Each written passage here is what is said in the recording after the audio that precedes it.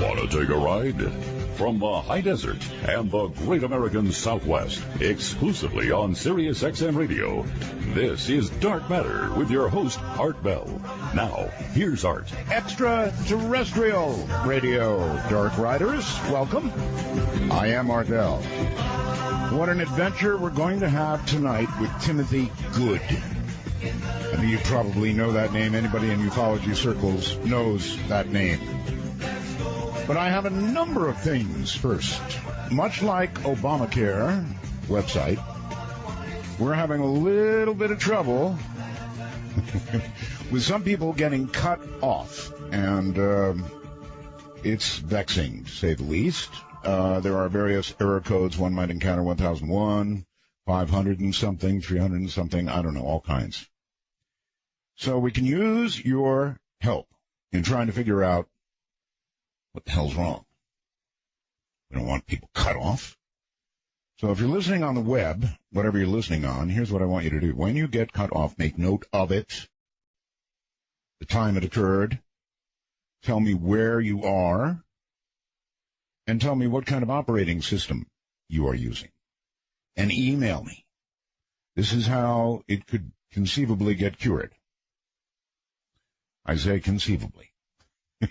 So send your cutoff report, please, to artbell at artbell.com.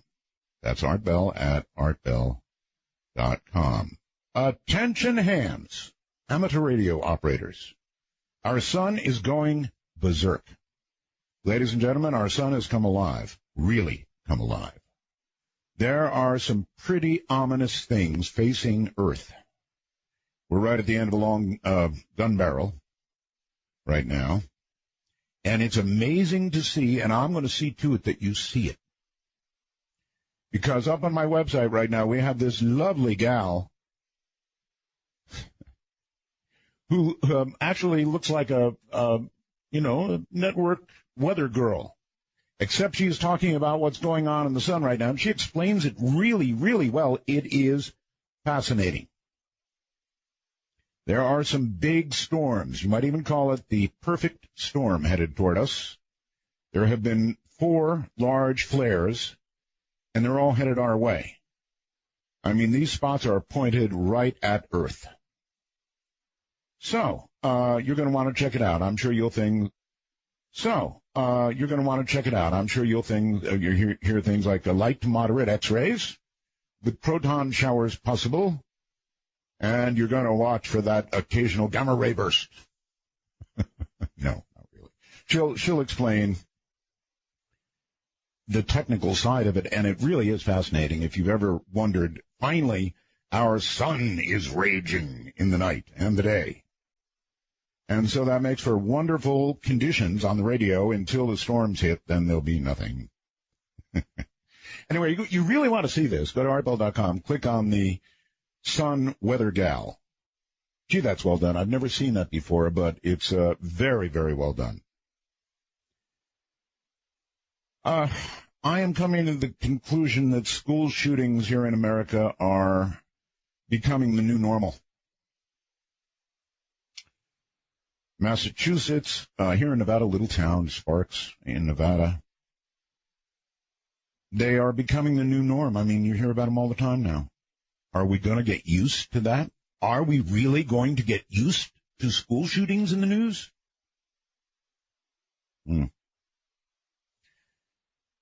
Remember, we've got a ghost picture contest underway, and judging is underway, too, and it all ends this Sunday, or the submission part of it anyway, this Sunday at noon. It's all over. So if you have a ghost story, send it to Ghostmaster. No, just kidding. Send it to Webmaster at artbell.com. If you've got a ghost story, send it to me. A 1-paragraph summary is just fine, and then your phone number, and we'll call you when we do our Halloween show. Spooky matter. Well, one comet yesterday exploded. ISON, however, is still on track to amaze and or disappoint. We'll have to find out. But one comet did explode. Sometimes when they get near the sun, it's just too much for them, and they go. I was talking to somebody earlier tonight about something that, let me give you the rest of the reasons to go to the website right now. A UFO caught by multiple cameras. That's always good, right? If you're in doubt, multiple cameras in Jerusalem. That's on the website. A giant alien in Peru is on the website. An unknown but disgusting life form has been filmed intimately in North Carolina. This thing is growing in the North Carolina sewers, and it's disgusting. I mean, it's really just, yeah, some new life form they claim growing in the North Carolina sewers. And watch it if you got the guts. It really is pretty awful looking. No idea what it is. Don't really want to know what it is. Definitely don't want to go down, and I wouldn't be that close with the camera. I hope the guy had a zoom lens, or the gal, whoever took it. Got a flash from my own company, Sirius XM. 2 Sirius XM employees. I wonder if I'm supposed to read this. Internal memo. Well, all right. It's about something very public. Tomorrow, Sirius XM is going to launch the FM6 satellite. It's actually not the FM6 spacecraft, but satellite. And it's going up on a Proton Russian rocket from Baikonur Cosmodrome. That's in Kazakhstan. On an ILS Proton rocket. It can be viewed. In other words, you can see the launch and the spectacular success of our new satellite, and or the spectacular destruction of an incredibly expensive satellite in Russia. One of those two things will happen. So if you would like to see that one way or the other, you might want to wander over to my website, again, artbell.com, and there will be live video from Russia of the launch. Pretty cool stuff, actually. All right, glancing, if I dare, briefly at the national news. Do I really want to do this? In Massachusetts, a teacher who was allegedly killed by one of her own class students apparently had asked to stay after school the day she was killed. This teacher was a beautiful young gal who was, her picture has been around, poor gal, who was revered by her students and shot by one of them, allegedly. This is why I hate the news. Residents of a Northern California community expressed skepticism Thursday about a sheriff deputy's decision to shoot a popular 13-year-old boy who was carrying a pellet gun that looked apparently like an assault rifle. I'm going to give up reading this stuff pretty soon. A former Ohio doctor accused of killing a pregnant woman last year by injecting her with heroin after she answered a Craigslist ad, pleaded guilty Thursday in her death. And, of course, that of her nearly full-term unborn child. Or we can look down here. Dallas police will seek a grand jury indictment against an officer who was fired after shooting a mentally ill man in a disputed incident caught on tape. I may not read this stuff anymore. And finally, something that's not what I just read. No one likes to believe so when a recent Texas high school football game ended in a score of 91-0. One angry parent filed a complaint, a lawsuit, I guess, alleging the contest had crossed the line from tough loss to unlawful torment. So they're filing a lawsuit. I mean, you got to laugh at something, right? And what was there to laugh at in any of the other stories? But 91-0, unlawful torment. In other words, once they were far enough ahead, I guess the thought here is they should have had the grace to stop. But no, they just went and got as many touchdowns as they could. So it's going to be a lawsuit only in America. Boy, I guarantee only in America.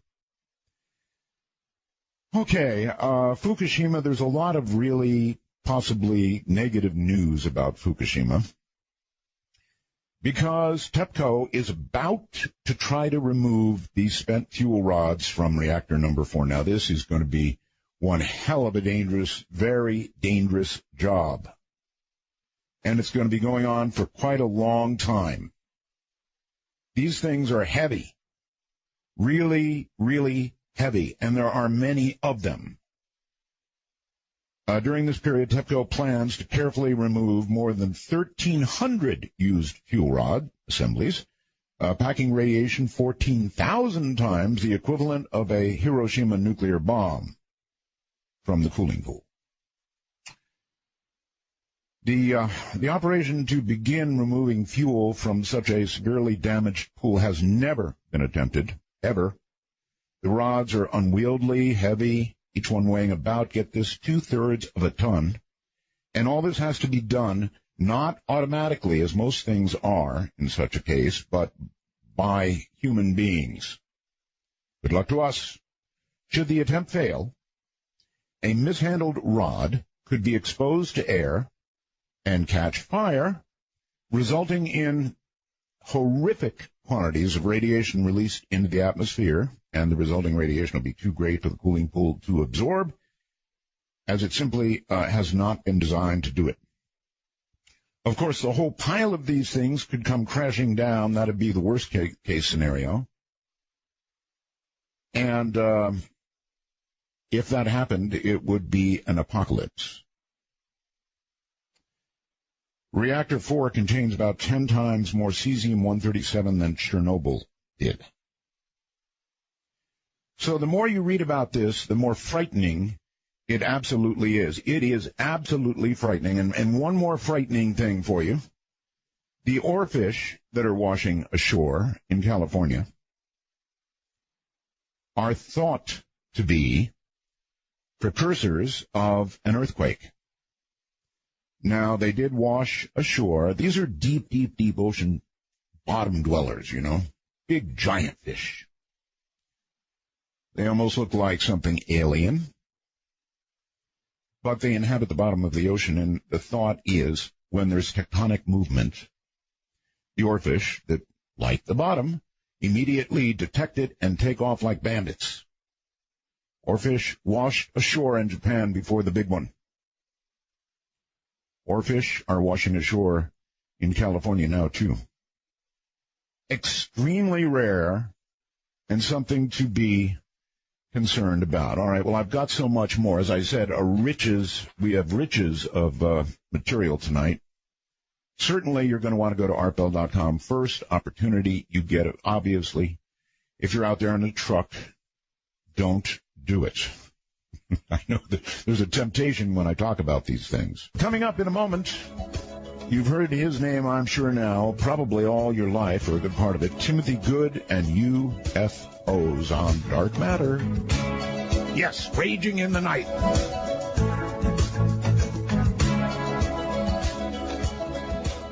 I hear the drums echoing tonight. Well, all right, coming up, Timothy Good. Timothy is regarded as one of the world's leading civilian authorities on alien phenomena, known for his integrity and his determination as a highly skilled researcher. He has lectured at the Royal Canadian Military Institute, Royal Naval Air Station, Portland, the House of Lords All-Party UFO Study Group, the Institute of Medical Laboratory Sciences, and the Oxford and Cambridge Union Societies. In 1998, he was invited to discuss the subject at the Pentagon's Defense Airborne Reconnaissance Office. Wow. And at the headquarters of the French Air Force in 2002. He has also acted as a consultant for several U.S. congressional investigations, is author of a dozen books on the subject, including Above Top Secret, Alien Contact, Alien Base, Unearthly Disclosure, and need to know UFOs, the military and intelligence. Timothy lives in London, England, and that is, I think, where we find him. Timothy, good evening. Good evening to you, sir. Wow. Pretty good connection, I would say. You're in London? I am. Well, then I'm impressed. Pretty good stuff. All right. Gee, where to begin? When did we last talk, Timothy? I think, Art, if my memory serves, it was about 2005. It's been a long time. It might have been more recently than that, but... No, 2005 sounds about right to me. Okay. So it's really extra wonderful to have you back on the program. Well, thank you. And perhaps you would like to summarize everything that's happened between 2005 and 2013 today. Oh, for heaven's sake. Can you start off there? Just kidding, Timothy. I can certainly give some I bet you could. quite a bit been going on recently. Mm-hmm. Actually, there is. I've got this wealth of UFO photographs and all the rest of it up on the website. It seems to be coming on a daily basis now. All kinds of sightings all over. It's kind of exciting, actually. Yeah, good. So how did you get into this field, UFOs, aliens, that kind of thing, in the first place? That's a very good question, Art. It goes back to the mid-1950s, would you believe, when a cousin of my mother's, a distant cousin of my mother's, a guy called Edmund C. Berkeley, visited and stayed with us in our family home, and he knew of my passion for aviation and space travel. So he said, Timothy, what do you know about flying saucers? And this guy, as I say, Edmund C. Berkeley, he was the first person to write on computers and automation. In fact, I think that was his first book back in the sort of like 1947, something like that. Right. And he was a highly respected guy, apparently. And he said to me, Timothy, you like airplanes and spaceships, you need to know about flying saucers. So he gave me this book called The Flying Saucers Are Real by Major Donald Kehoe. It was a paperback. I still have it to this day, and I was enthralled because there were all these reports from airline pilots, commercial pilots obviously, and military pilots. And, even if the pilots had been drinking, the radar sets had not. So I think you'll find in most cases where craft are reported by pilots, it's supported by radar. And, of course, that's the clincher for me, because radar actually is extremely sophisticated, far more sophisticated than people think, especially these days. Yes. I can remember, I was told by some naval military guys about 15 years ago that, and they were talking in terms of years before then, that the Americans had a very sophisticated line-of-sight radar which could actually determine the types of engines from the fan blades of Russian Bear bombers. Wow. That is a wow. They get that kind of... I'm curious, Timothy, on radar, how would that be represented, or would it be interpreted by a computer? Well, I wouldn't know. I don't have the technical expertise to answer that one, Art. But that's certainly the radar is extremely sophisticated and getting increasingly sophisticated, if not completely perfected by now. Oh, I can only imagine what the top level, military stuff is able to do. They're always way, way ahead of the rest of us. That's amazing. That's really amazing. You can tell the type of an engine on radar, direct reflect radar. Incredible. Mm-hmm. Okay, so I can see how your interest was sparked. Now for me, it didn't take a sighting, it was really funny, Timothy. After I got interested in ufology, really fascinated by it, I had, my own little sighting, or big sighting, and at that point, life changes, and what you saw. Yeah. And after that, how about you? Have you ever had that moment where you saw something that was not in dispute because it was not from here? Yes, I have. But very few and far between over the years. But the first one was 1963 when it was, I think it was August the 1st, 1963, if memory serves me. I was sitting out in the garden of my parents' garden, and we all spotted this brilliant point of light in the sky. It was a relatively clear sky. And I turned my binoculars on it, and it was like a sort of cone-shaped, triangular-shaped object. Uh-huh. And photographs were taken by United States Air Force planes. Forget the Royal Air Force. The U.S. Air Force was there before our people, and they took gun camera film of it. And it was a very large object, just suspended, just hanging there for about an hour and a half.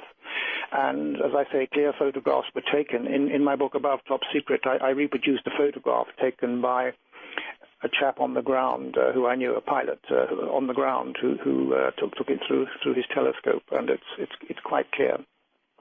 Okay, so that was the first. You personally observed this, right? Yes, I did, for about an hour. So, an hour and a half. That's really, really a long sighting. Thousands of witnesses all over London and the home counties saw this thing. So, my question is, after you had that personal experience. Yeah. How did that change? Did that bring you to a new level, even beyond a sort of casual interest that you mentioned, or even an intense interest from reading that book given to you? Yes, definitely. No question about it. I mean, that sort of clinched it for me. I see. So then you began investigating UFO encounters of many, many others. Is that a fair assessment of what you've been doing all these years? Absolutely, non-stop. All righty. For the sake of my audience, many of whom are doubters, I would ask you, I think, how you vet when you come upon somebody and a report, and maybe you've got photography, you've certainly got stories, witness stories. How do you vet these things to decide the wheat from the chaff? Oh, it can be very difficult. Witnesses are vital. And, of course, so that the caliber of the witness becomes paramount. You need to know whether they're absolutely on the level, or they're just fantasizing, or they're just trying to, pull the wool over your eyes. So you have to be very careful. But I've met a lot of very genuine witnesses. That's for sure. I would imagine you've met both camps. Yes, absolutely. I've lectured to what you Americans call skeptics with a K. We call them SC. So you have to be very careful. But I've met a lot of very genuine witnesses. That's for sure. I would imagine you've met both camps.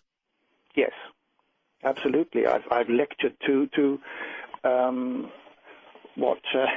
what you Americans call skeptics with a K. We call them SCEPTICS. We have them over here too.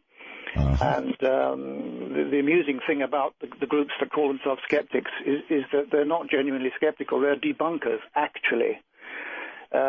Skepticism is absolutely warranted reaction to all this stuff, anything really, bizarre and peculiar. But just to debunk it, they should call themselves debunkers rather than skeptics, because they just will rubbish everything to do with it.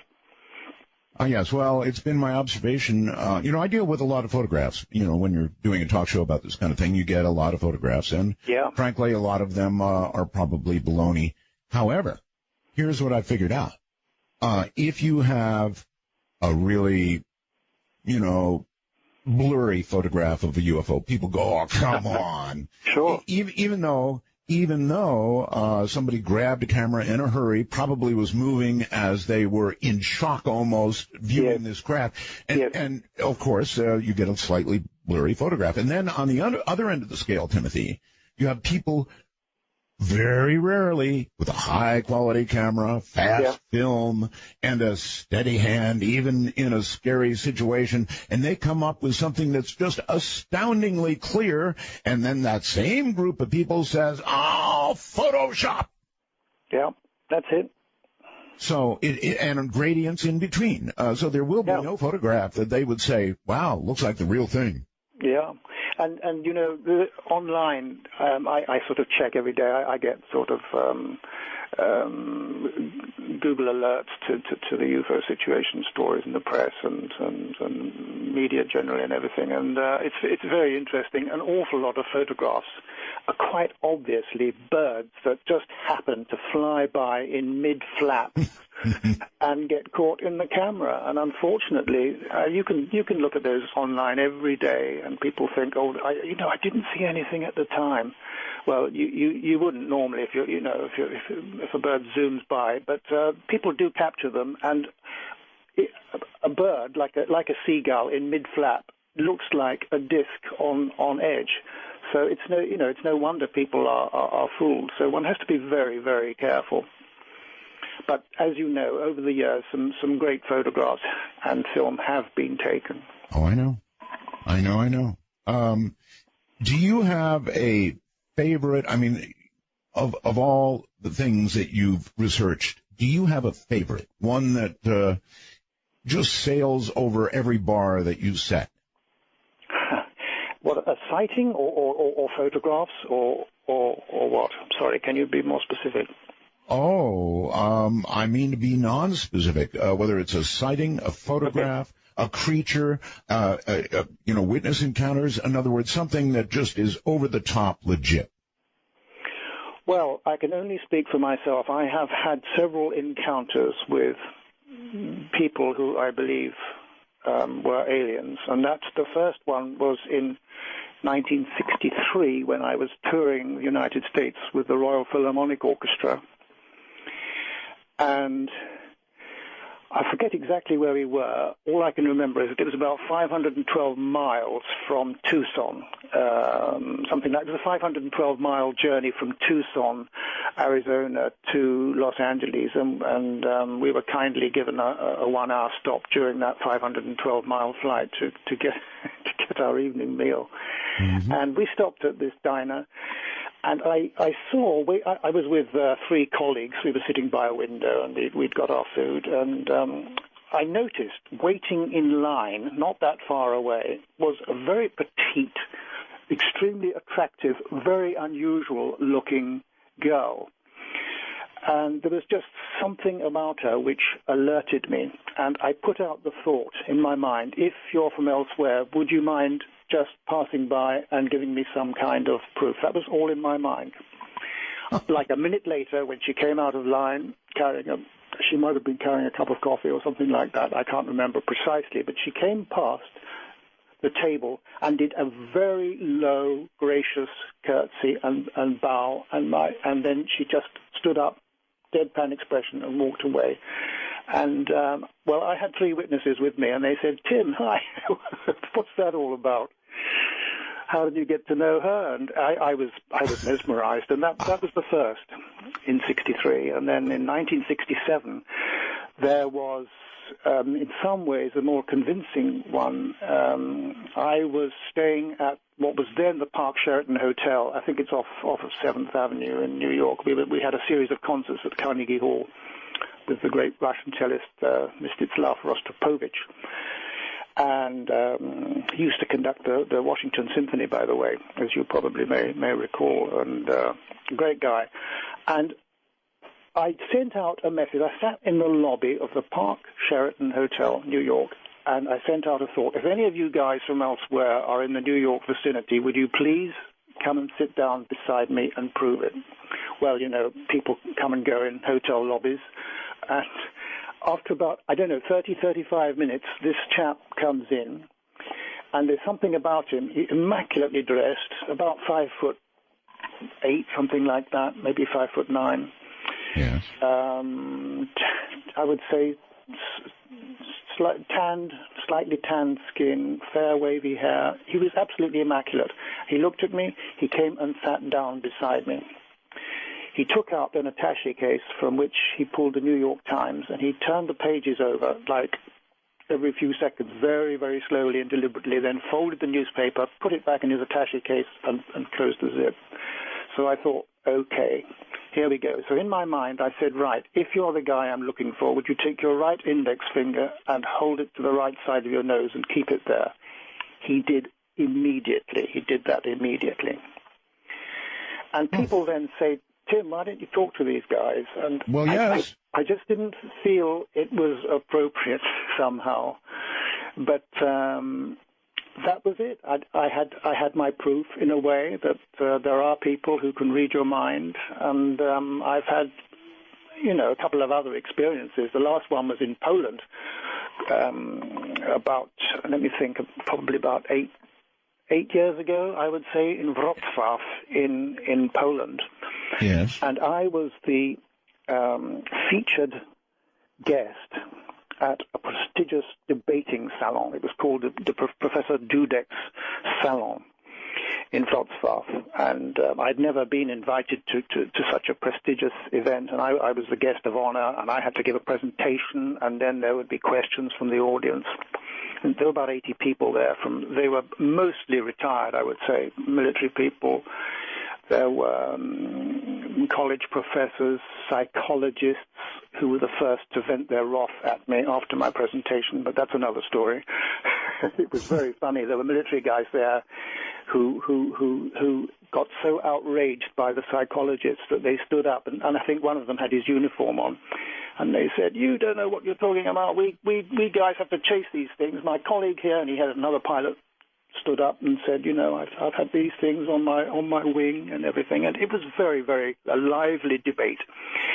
I had noticed throughout a very interesting-looking person, very similar to the guy that I'd seen back in 1967 in New York. Similar olive skin. He was a bit thinner. He was also immaculately dressed. And I just thought there was something about him. I tried a bit of telepathy. There was no response. Anyway, he was the last person to give a short presentation. You weren't allowed to talk for, I think, more than about 4 or 5 minutes, something like that. It might have been a little bit more, I'm not sure. But he was the last person to speak. The subject of his short speech was Earth's future in space. And so I thought, gosh, this has got to be interesting. I was absolutely fascinated by what he said. So I thought, I've got to talk to this guy. People say, Tim, why don't you talk to these guys? So after the whole thing had finished, he was the last person giving a short presentation. He came towards me. I put out my hand. He held it in a very cold way. He just looked at me, unblinking, and he did not say a word. I just said to him, I think you have a great deal of knowledge. Thank you for your presentation and everything. There was absolutely not a flicker. And then he walked away. I think I gave him my business card, but I've certainly not heard from him. But the extraordinary thing is that I then met with my colleagues who were going home. None of us had drinks at that point. We certainly had them when we got back to where I was being put up in a converted castle. But everybody said, gosh, that was interesting, And I said, well, who is that guy? And he said, oh, he's often here. He's always got something very interesting to say. And I said, yes, what did he actually discuss? And they said, oh, it was about Earth's future in space. I said, yes, but what did he say? Nobody in that room, well, maybe some, but nobody that I was aware of could remember what he had said, and I certainly hadn't a clue. It's gone. So I just wonder whether that was something that was projected into the minds of the audience subliminally. I do not know, but it was slightly disturbing, I have to say. And the interesting thing is that the speaker, the guest of honor, is by contract supposed to get an audio tape of the entire proceedings, supposed to get photographs because there were photographers there. Yes.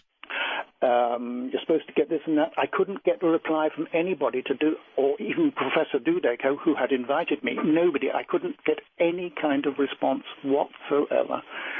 So that's really just about the end of the story. Yeah, okay. Timothy, I'm going to join, with the crowd that says, oh, come on, Timothy, why didn't you take the opportunity to speak to them? Why didn't you? I did. I spoke to him. I said, I think you have a great deal of knowledge. Right. I could see he wasn't going to say a word, so, I stayed stum. Right, but I mean, there could conceivably be so much more you could ask, and so many more tests you could run. I mean, if you successfully have a guy and you mentally project this to touch his nose, well, all right, a million questions. For example, Timothy, aren't you concerned that you really did not connect with somebody from somewhere else, but you do have a talent for projecting suggestions to people, perhaps through telepathy? And so that doesn't necessarily mean they're from elsewhere, or when you said if there's anyone from elsewhere, please make yourself known now. Yeah. I mean, how do you know you're just not, I don't know, projecting telepathy? Could be.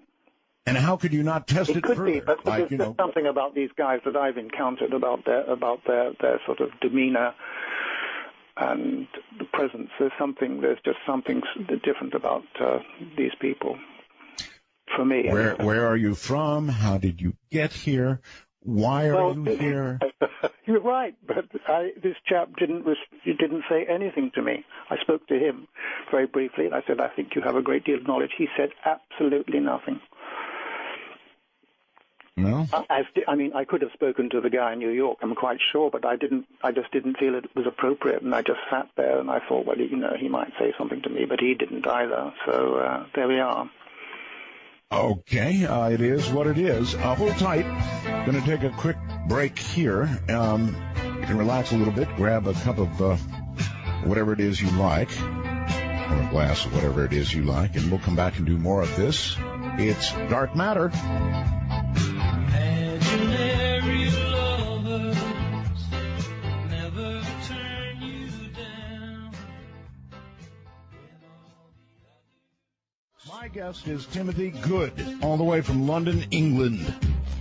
And it's interesting. Asked him for the best documented case he ever ran into, and he gave me a personal case that I can identify with. Now, I know every time I see a really cute girl, I, too, have mental projections. But they've never resulted in even so much as a curtsy. Timothy, welcome back. So what you gave us, obviously, was a personal best, as it were. And you know what? I get it. If I had done that and people had responded that way, I would also regard that as incredible stuff. But when you tell it to other people, they're going to regard that as, oh, come on. Yeah. And I'm sure you've had a lot of that, right? Well, let me tell you a little follow-up to that case from Poland 8 years ago, which I think it was in Wrocław. People say, Tim, why don't you get some pictures of these guys? Why don't you talk to them? Well, as you know, I tried to talk to the guy, and he didn't say a word. He just looked at me, right, with blinking eyes. But I did try and get a photograph in the break, because he was actually sitting like about 10 feet away, 12 feet maybe at most away from me, among the audience. And I got my camera. I started doing a sort of panoramic shots. I needed to take 3 shots because of there were about 80 people there, and this was during an interval. In fact, so there weren't that many people. So I thought, there's this guy sitting there. I'll get a shot of him. As I got to the area where he was sitting and just about to press the shutter, a voice boomed out and said, "The speaker's not allowed to take pictures." And I looked around. That was a disembodied voice. There was nobody to be seen who actually said that to me. So I sort of looked blankly around and said, oh, I do apologize. So there you are. So you're a contactee? In a way, I suppose I am. Yes, certainly not a regular one. These things happen like every, maybe decades go by and nothing happens. But I have had a few encounters of the close kind. Apparently so.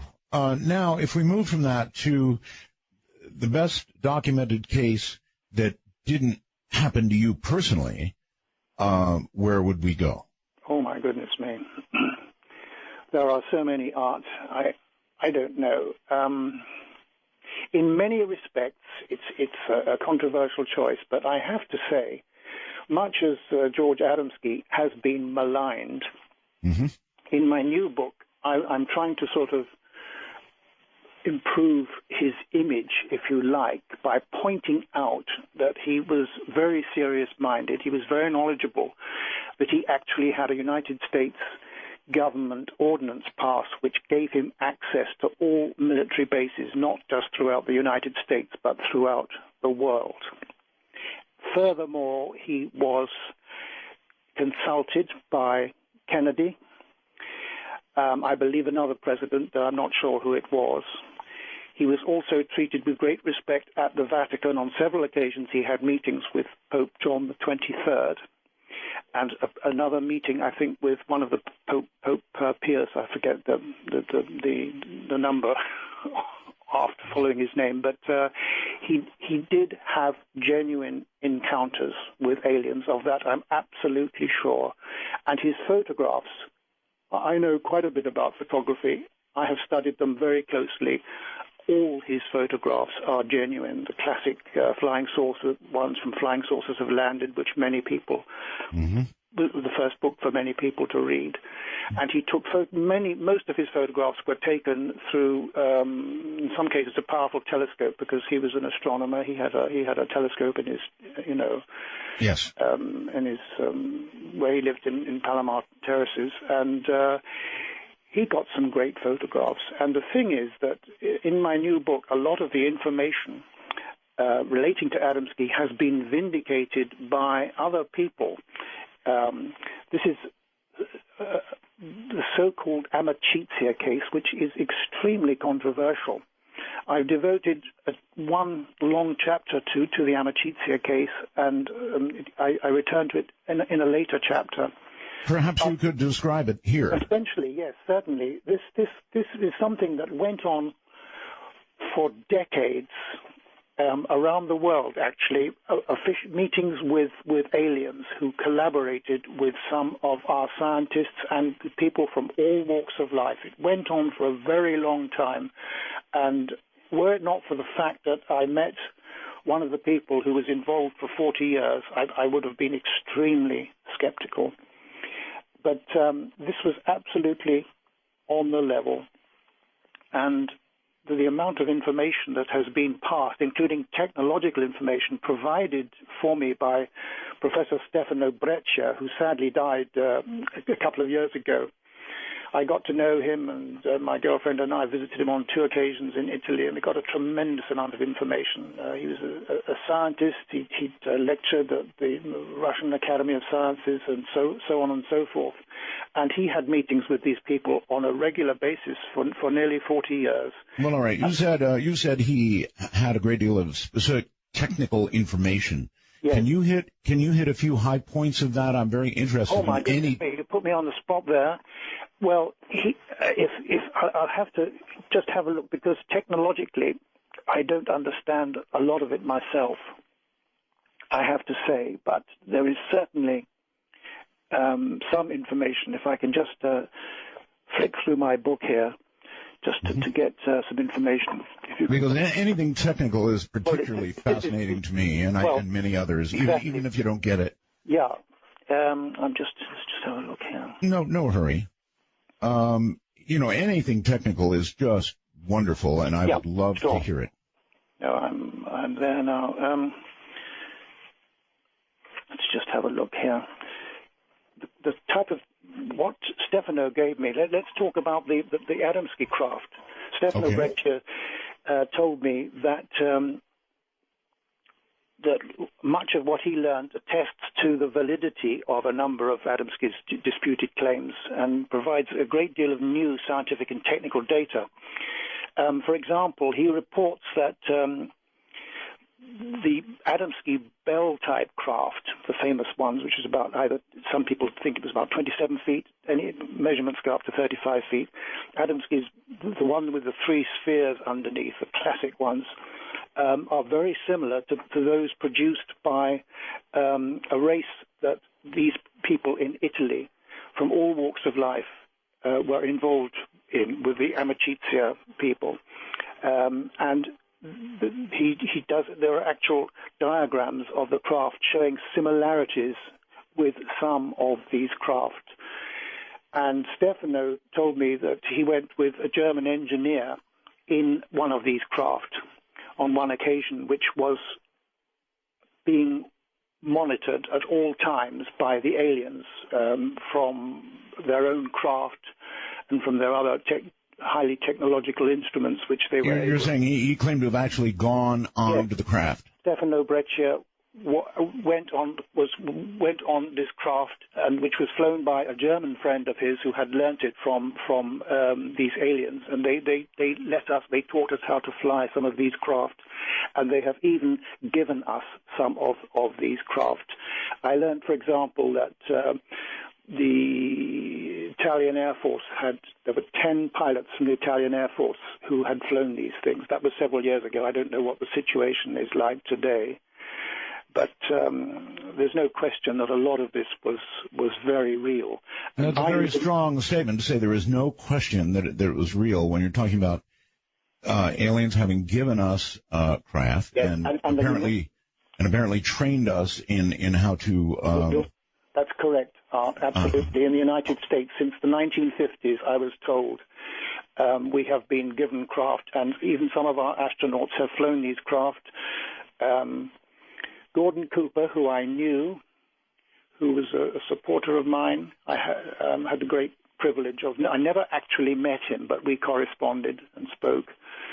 But he told a friend of mine, who I trust implicitly, that he himself had flown some of these craft on quite a number of occasions, and that he was actually prepared back in 1978 to fly one of these craft and land it in front of the United Nations building in New York, if it ever came to people wanting proof. That would be proof, all right. But I've interviewed Gordon, never a peep. Many years ago, I interviewed Gordon, and never a peep about that. Right. Well, these guys keep their secrets, and but certainly he told someone that I know, obviously, who I wouldn't name. He gave a lot of information away. These are extraordinary claims, and what is it that causes you to believe these to be true?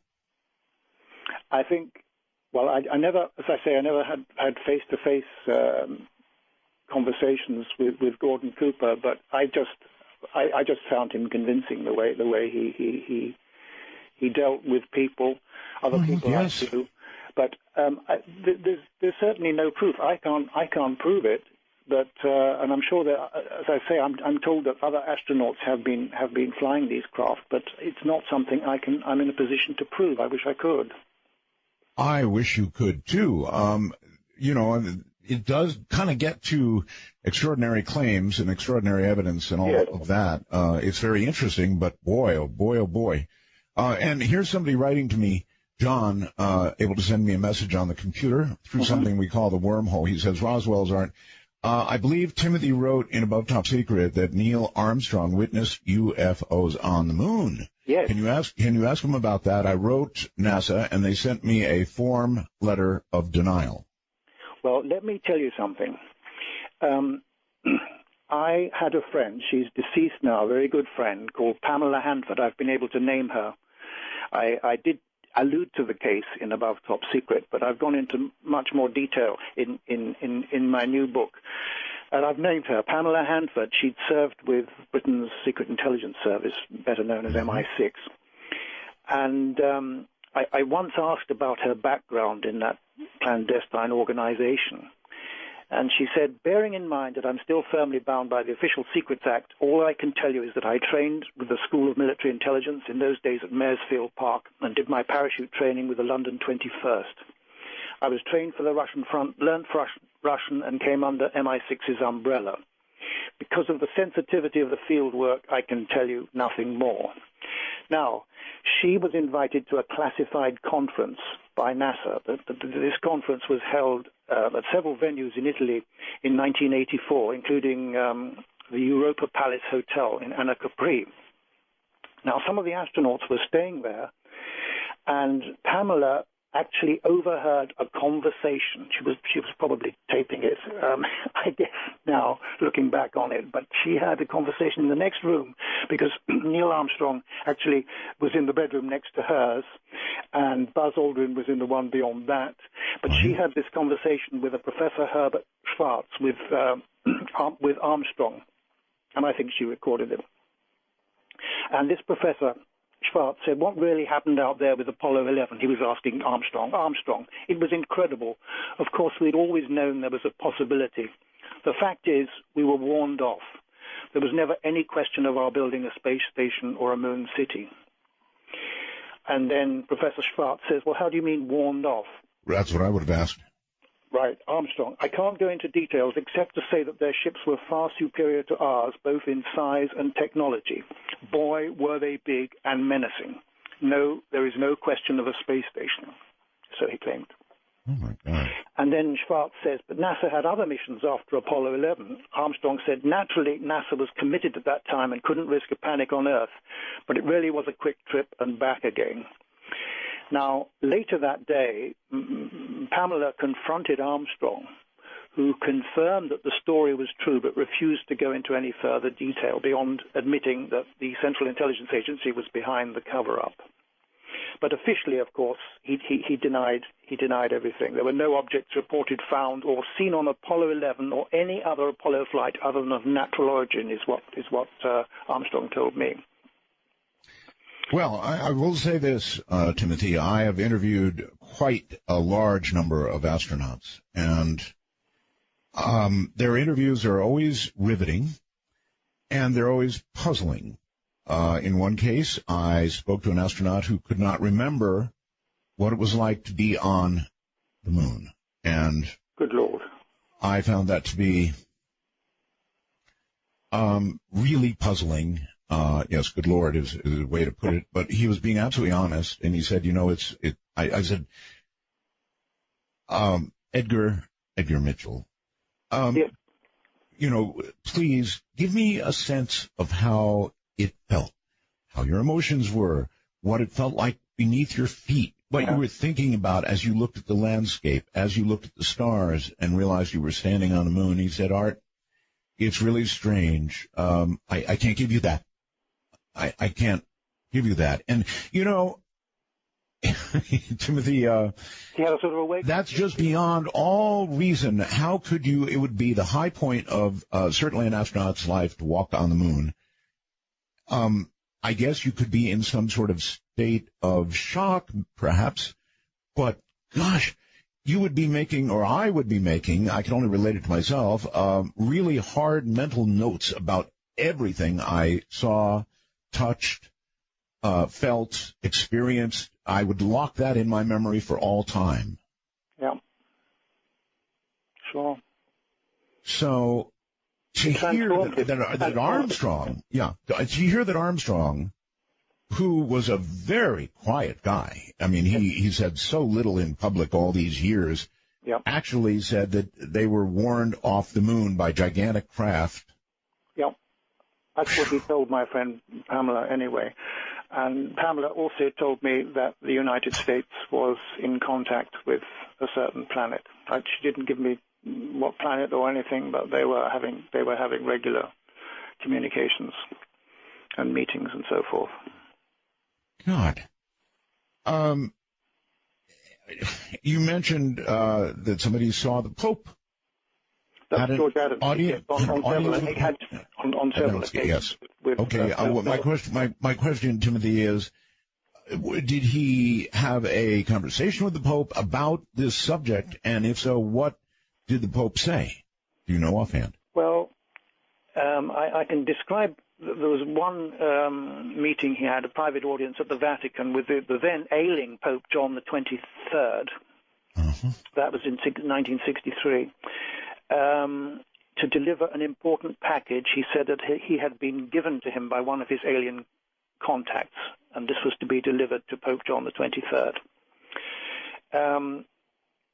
When he came out, this is what my friend Lou Zinstag, who accompanied him, of course she wasn't allowed into the Vatican, but she was with another friend, and she said that when George came out, he was grinning like a monkey. he said, I was received by the Pope, he gave me his blessing, and I gave him the message. He told my friend that the Pope was not lying in the room above St. Peter's Square, as the people had been told, but that his bedroom faced the most beautiful part of the Vatican garden. Mm-hmm. And Adamski thought, if you ask me, the Pope is hardly a dying man. They haven't yet tried to operate on him, but I'm sure that's what they will do soon. Anyway, the poor Pope John died a few days later. But do you know the nature of the message that he delivered? No, Adamski never gave that away. And what the Pope said was, "My son, this is what I have been waiting for." And then he spoke privately in a very low and soft voice for a few minutes to Adamski. And I think his last words to Adamski were, "My son, don't worry, we will make it." And then Adamski was ushered out. And wow. Pope John died 2 days later, apparently. Oh, what a story. Okay, you're just sort of blowing me away here with all kinds of things that I had not heard previously, and don't we wish we knew the nature of that message? Yes, indeed. I think that the Vatican has a very good intelligence service, and I think they're very well informed about this subject. Mm-hmm. I don't think one can say the same for the Church of England, the Protestant Church of England over in the United Kingdom. I don't think there's very little interest. Timothy, there have been some, I believe, bishops who have made some amazing statements in recent years. Yes. From the Vatican, right? Yes. Do you know the nature of them? Well, for example, in 2008, Pope Benedict I think it's the 15th. I can't read here, actually. Sorry, it's Pope Benedict. Benedict let it be known that there is no conflict between believing in God and in the possibility of extraterrestrial brothers, perhaps more evolved than humans. Mm-hmm. And also, in an interview with the Vatican's official newspaper, Father Jose Funes, a Jesuit then in charge of the Vatican's observatory, who's an expert on galaxies, said, astronomers believe that the universe is formed of hundreds of millions of galaxies, and in these are hundreds of millions of stars. Many of these, or all of them, could contain planets. So how can we exclude that developed life cannot be elsewhere? It's possible to believe in God and extraterrestrials without bringing into question our own faith. So I think that that's quite interesting. It is. I know the Vatican has a number of telescopes, Timothy. Yes, out in Arizona, I think. For one, yes. Yeah, yeah. And I think it's a reasonable question to ask what the Vatican's expectation is that drove them to build such a large telescope. Well, what are they looking for, in other words? I don't know. I assume that there's a genuine interest in astronomy and what the heavens contain. There always has been, I believe, certainly tremendous interest in the Vatican. But beyond that, I don't know. But I think there's a lot of knowledge in the Vatican, which is not the case, certainly in my country. Well, I guess I'm wondering if they have knowledge of something they should be looking for. I don't know. I can't help you with that. All right. Well, I don't know is a fine answer if you really don't know. Timothy Good is my guest, and I guess we're talking about alien contact, eh? I've been drifting on the sea of heartbreak, trying to get myself ashore for so long.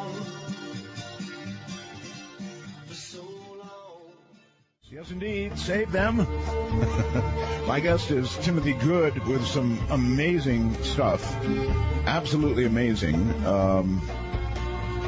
And here he is once again. Timothy, you're back on the air again. And there are many doubters out there with regard to what you're saying. You can imagine.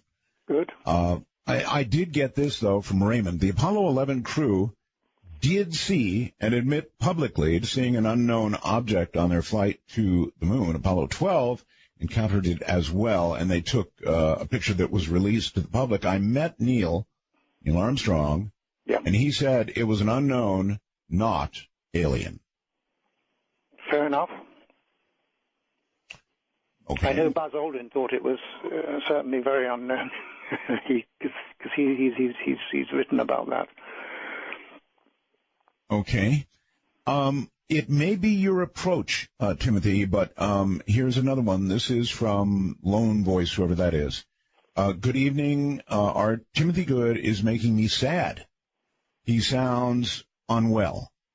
As for his appearance tonight, I began with an open mind. Now it seems he has nothing but hearsay that he trusts implicitly. Therefore, it must be true. Sad. So, with what you've said, I do personally understand, Timothy, that if you had experienced the things you did personally, to you they would be as true can be, and you've done nothing to pass it along, and that's fine. But some of these other things about, craft being given to us and being flown by astronauts and so forth and so on, I guess people are disappointed at the claims and then not so much to support them. Well, I certainly can't prove. I certainly can't prove it, but I've just been informed by reliable sources. As I mentioned, a very close friend of Gordon Cooper told me that he, Cooper, had himself flown the craft, and that many of his colleagues have flown these craft. I can't prove that. And as far as the point is concerned, I'm very well. Thank you very much. It's a little early in the morning here. That's right. I guess you're about 8 hours ahead of us, right? You in D.C.? You in D.C.? No, heavens, no. Where are you? My board operator's in. My board operator's in D.C. I'm in the state of Nevada, near Las Vegas. Oh my goodness me! You're about 8 hours away. Yeah, I would say. Yes, about 8 hours. Mm-hmm. Great. Area 51, Nevada. Actually, it's just over the hill from me, Timothy. Good. Literally over the hill. I can look at the hill that divides myself from Area 51. Uh-huh. And when I take the back way to go to Las Vegas, I can pass very near it. So, or I can drive right to the mailbox. I mean, I'm that close. Oh, yeah. I'm as close as anybody you'll talk to. Yes. Okay, let's attempt a gear shift here. If I ask you for the best documented case that you know of that doesn't cite third parties and doesn't involve personal experience, then where would you go? And now I'm talking about quality of photographs and or artifacts or something that is verifiable. Or do we never get there? Is there nothing that you would personally consider to be, and I'm not asking here for absolute ironclad evidence, just, what you consider to be the best in terms of backup, pictures and or, I know many adult stories. Yeah, that's the problem. I mean, I've known people who've had close encounters with landed craft and so forth, but they weren't, they didn't get any pictures of them or anything, so it's frustrating in that respect. But certainly, Adamski has had plenty of photographic evidence and film evidence. Yes. For example, one which is sometimes overlooked, but I have written about it in my books before. But there's a description of the visit in 1965 of a craft to where my friend Madeline Rodefer was staying at the time that Adamski just, it was like a few weeks before he died. She was looking after him. Right. And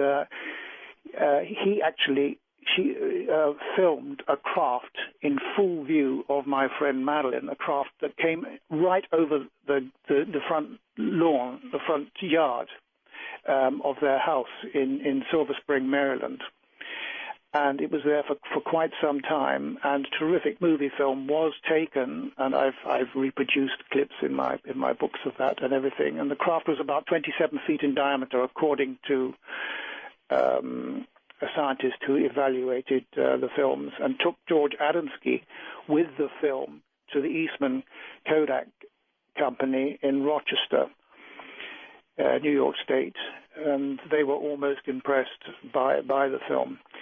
I've got copies of the film. I've reproduced pictures of the craft showing how the propulsion system produces a distortion process around it, and I find that very convincing. Now, let me tell you that eventually the craft went away, of course, and the film was evaluated by an optical physicist called Bill Sherwood. And as I say, Adamski was taken up with the film to Rochester, where these scientists were most impressed by it. But in 1998, I was invited to the Pentagon, the Defense Airborne Reconnaissance Office, which you cited in my introduction. And it was only a half-hour visit, and I expected a one-to-one with the general in charge of the Defense Airborne Reconnaissance Office, General Kenneth Israel. And when I got there, there were about, I guess, 25 people in the room. Nearly all of them were young people from various services. Some of them didn't look more than 17, 18, from Army, Navy, Air Force. And they were all very attentive. And I thought, well, goodness me, I'm not here to give a presentation, but I was asked to by General Israel. And he'd first of all shown me, he said, Timothy, this is what I do. And he showed me pictures of drones flying here, there, and everywhere, and because that's the Defense Airborne Reconnaissance Office, which handles the unmanned spy planes. Right. And he says, now you tell us what you do. And so I talked about that film. I said, well, there's a case downtown, outside of Washington, downtown in Silver Spring, Maryland. And he said, Timothy, he didn't say this to everybody, but he said to me, sort of privately, he said, I think you'll find that film is absolutely genuine. All right. You said the Adamski case was certainly one of the best. Certainly one of the best in terms one of the best. But you also said controversial, right? Of course. And what is controversial about it? You've given me some pretty good stuff here about the film. In other words, well, he claimed, for example, to have met Venusians and Martians and stuff like that. But I think he was certainly very sincere, and I knew a lot of people who knew him well. And since I myself had encounters with people similar to those he described, who were obviously highly telepathic, it kind of reinforces my belief, if you like. Belief's not the best word to use, but that is the case. I certainly can't prove it. No, I understand. But even you should be given pause when he claims to have met with Martians. Now, we're pretty familiar with the current state of Mars. Well, yeah. Yes. Go ahead. Yes, but we not everything is revealed. I mean, it's quite possible that there are bases on Mars which are used not just by aliens but by our own people. United States. I don't know how aware you are of the activities of U.S. Air Force Space Command. But there's a lot of information that they have had their own shuttle fleet for decades operating from an island in the Pacific Ocean, and there's a lot I've actually heard this, that we have a complete secret space program. Yes, and this information came to me from Paul LaViolette, an excellent book. Yes, I forgot the title of it, but I cited it in my book, and I met the guy, and he's very, very convincing. And he says that there have been regular shuttle flights by U.S. Air Force Space Command to Mars. So not everything we're told is true. And I think I believe Paul LaViolette and the information that he's acquired over years. Oh, okay. So you believe that we have bases on Mars. What about the Moon? Same. Yeah. We have bases on the Moon as well. Sure. If we did have such a thing, and if we had a secret space fleet, and I've considered this because I've been told this by many, including, by the way, Richard C. Hoagland. Mm-hmm. I think he has that belief. And I would ask a lot of, I guess, impertinent questions like, well, we've got a lot of amateur astronomers. Surely they would have noticed craft on the way to the moon and Mars and such coming and going. That would be something somebody would catch. Well, Adamski certainly did. He was the first to catch them since, like 1949. He started taking films through his telescope, and some of his photographs are absolutely superb, showing some of the giant mother craft, and as well as some of the smaller craft. Mm-hmm. You said his film was examined by who? Eastman Kodak in Rochester. Eastman Kodak, and that really was back when we had film. So yeah, old 8mm film. Okay. Yeah, that's what the film was taken on. Okay, fine. The Eastman Kodak, I'm presuming they made some sort of report, attesting to the validity of the photographs? Well, if they did, I'm not aware of it, but certainly I know that a lot of investigations were made at the time. As to a report from Eastman Kodak that's been published, I'm not aware of it. I would have heard about it, I'm sure. All right. I'm sure you would have, yes. Maybe they consider it too sensitive or too embarrassing to talk. I mean, I don't know.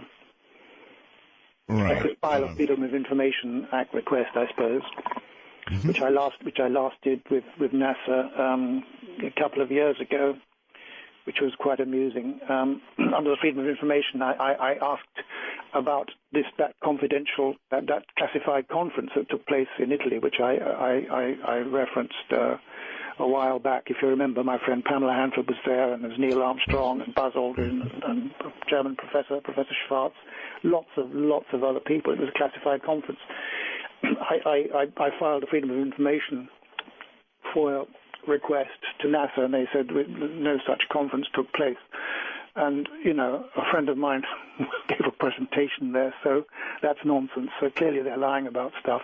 And then, quite casually, my partner, my girlfriend, just Googled the conference, and there's some details of it actually online. So it's actually nonsense. It's just ridiculous filing a Freedom of Information Act to find out that they say it never happened, it didn't take place. But there is strong evidence that it certainly did. Well, I guess you've got to try. Yeah. Now, you're also claiming a big technological transfer from alien beings to human beings. That they have given us a great deal of technical information. No question about it. Do you know of what sort? Well, I can give you one example. There's a guy called Carl Anderson who, there's a chapter, I think it's chapter 7, in 1954, he was with his family and relatives who they witnessed the landing of a disc-shaped craft on 2 occasions in the Mojave Desert. And several of the witnesses signed sworn affidavits testifying to these events, and I've reproduced one of those. And a few years later, Carl Anderson claimed to have been taken up in a craft and given instructions relating to alien propulsion technology, which he was asked to pass on to some distinguished scientists. For example, Professor Herman Oberth, who I met in person, by the way. I went to his home. And Dr. Werner von Braun. Thus began the transfer of alien technology to our Earth scientists. So that has been going on for a very long time, and we have the technology, and many U.S. Air Force pilots have been flying these things since the 1950s. These craft have been given us. Now, you might ask, why on earth would they give us such advanced technology? The reason is simple. Earth is absolutely of prime importance in this neck of the woods, obviously not in the galaxy. It's certainly not unique in the galaxy, but in this neck of the woods, it's unique, and others have vested interests in Can you tell me why? Of this planet. Can you tell me why we are that important? Because they say it's unique in this neck of the woods, and they have a vested interest in it. And furthermore, there is a serious threat from other races to this planet. There is a conflict situation which has been going on maybe for thousands of years. I don't know. But some aliens have been based here for millennia, in my opinion.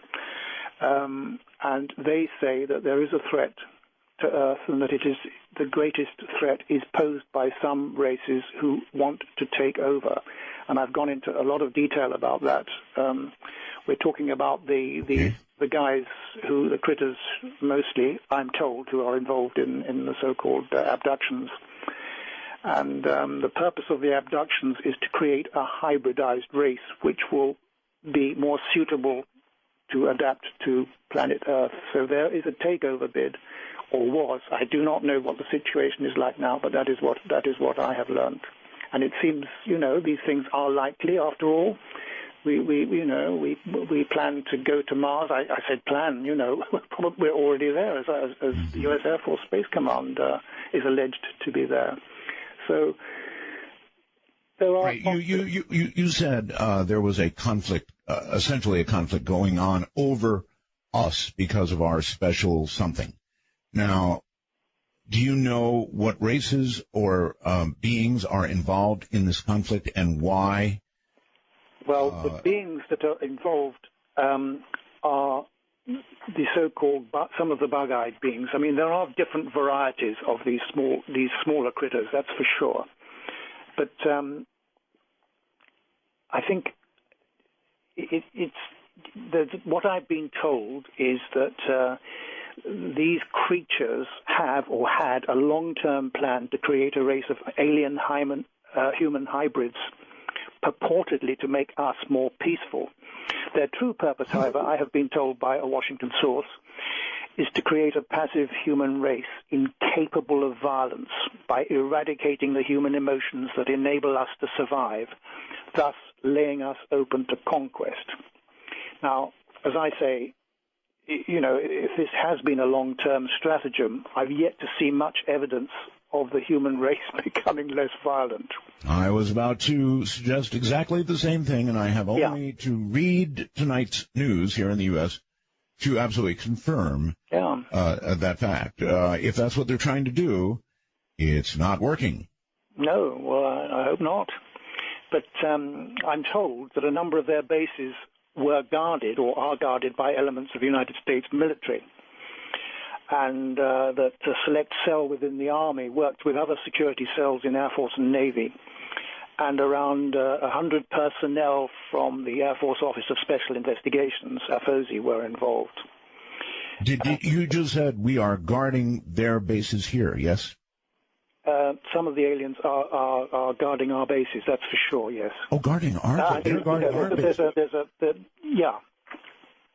Wait a minute. Let's get this straight. If you don't mind, hold on a sec. Let's get this straight. Who's guarding whose bases? I've been told that some of our own military are guarding alien bases to a certain extent.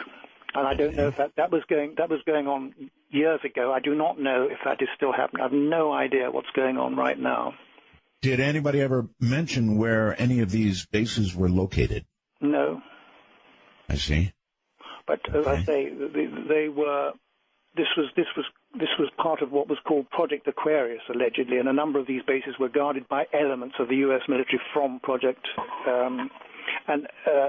Aquarius. Also, Air Force Office of Special Investigations were involved. Well, they deal more or less full time with the UFO situation, as you probably know.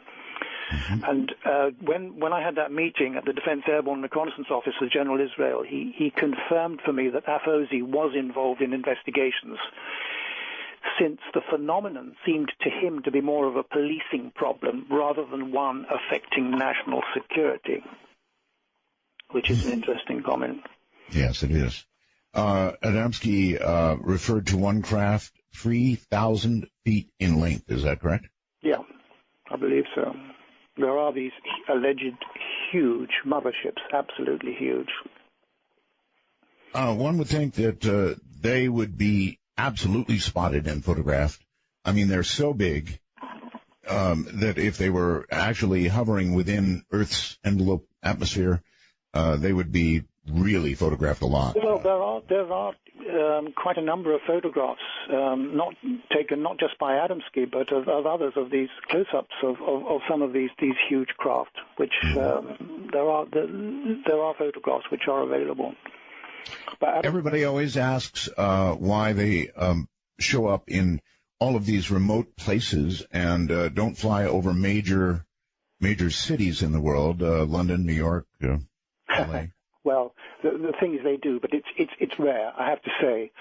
For example, in 1955, in a suburb of London, this was in July 1955, there was a heat wave at the time, 2 flying saucers landed in Bexley Heath, a suburb of London, and a friend of mine was one of the witnesses, Margaret Fry. She's still alive to this day, a very good UFO researcher.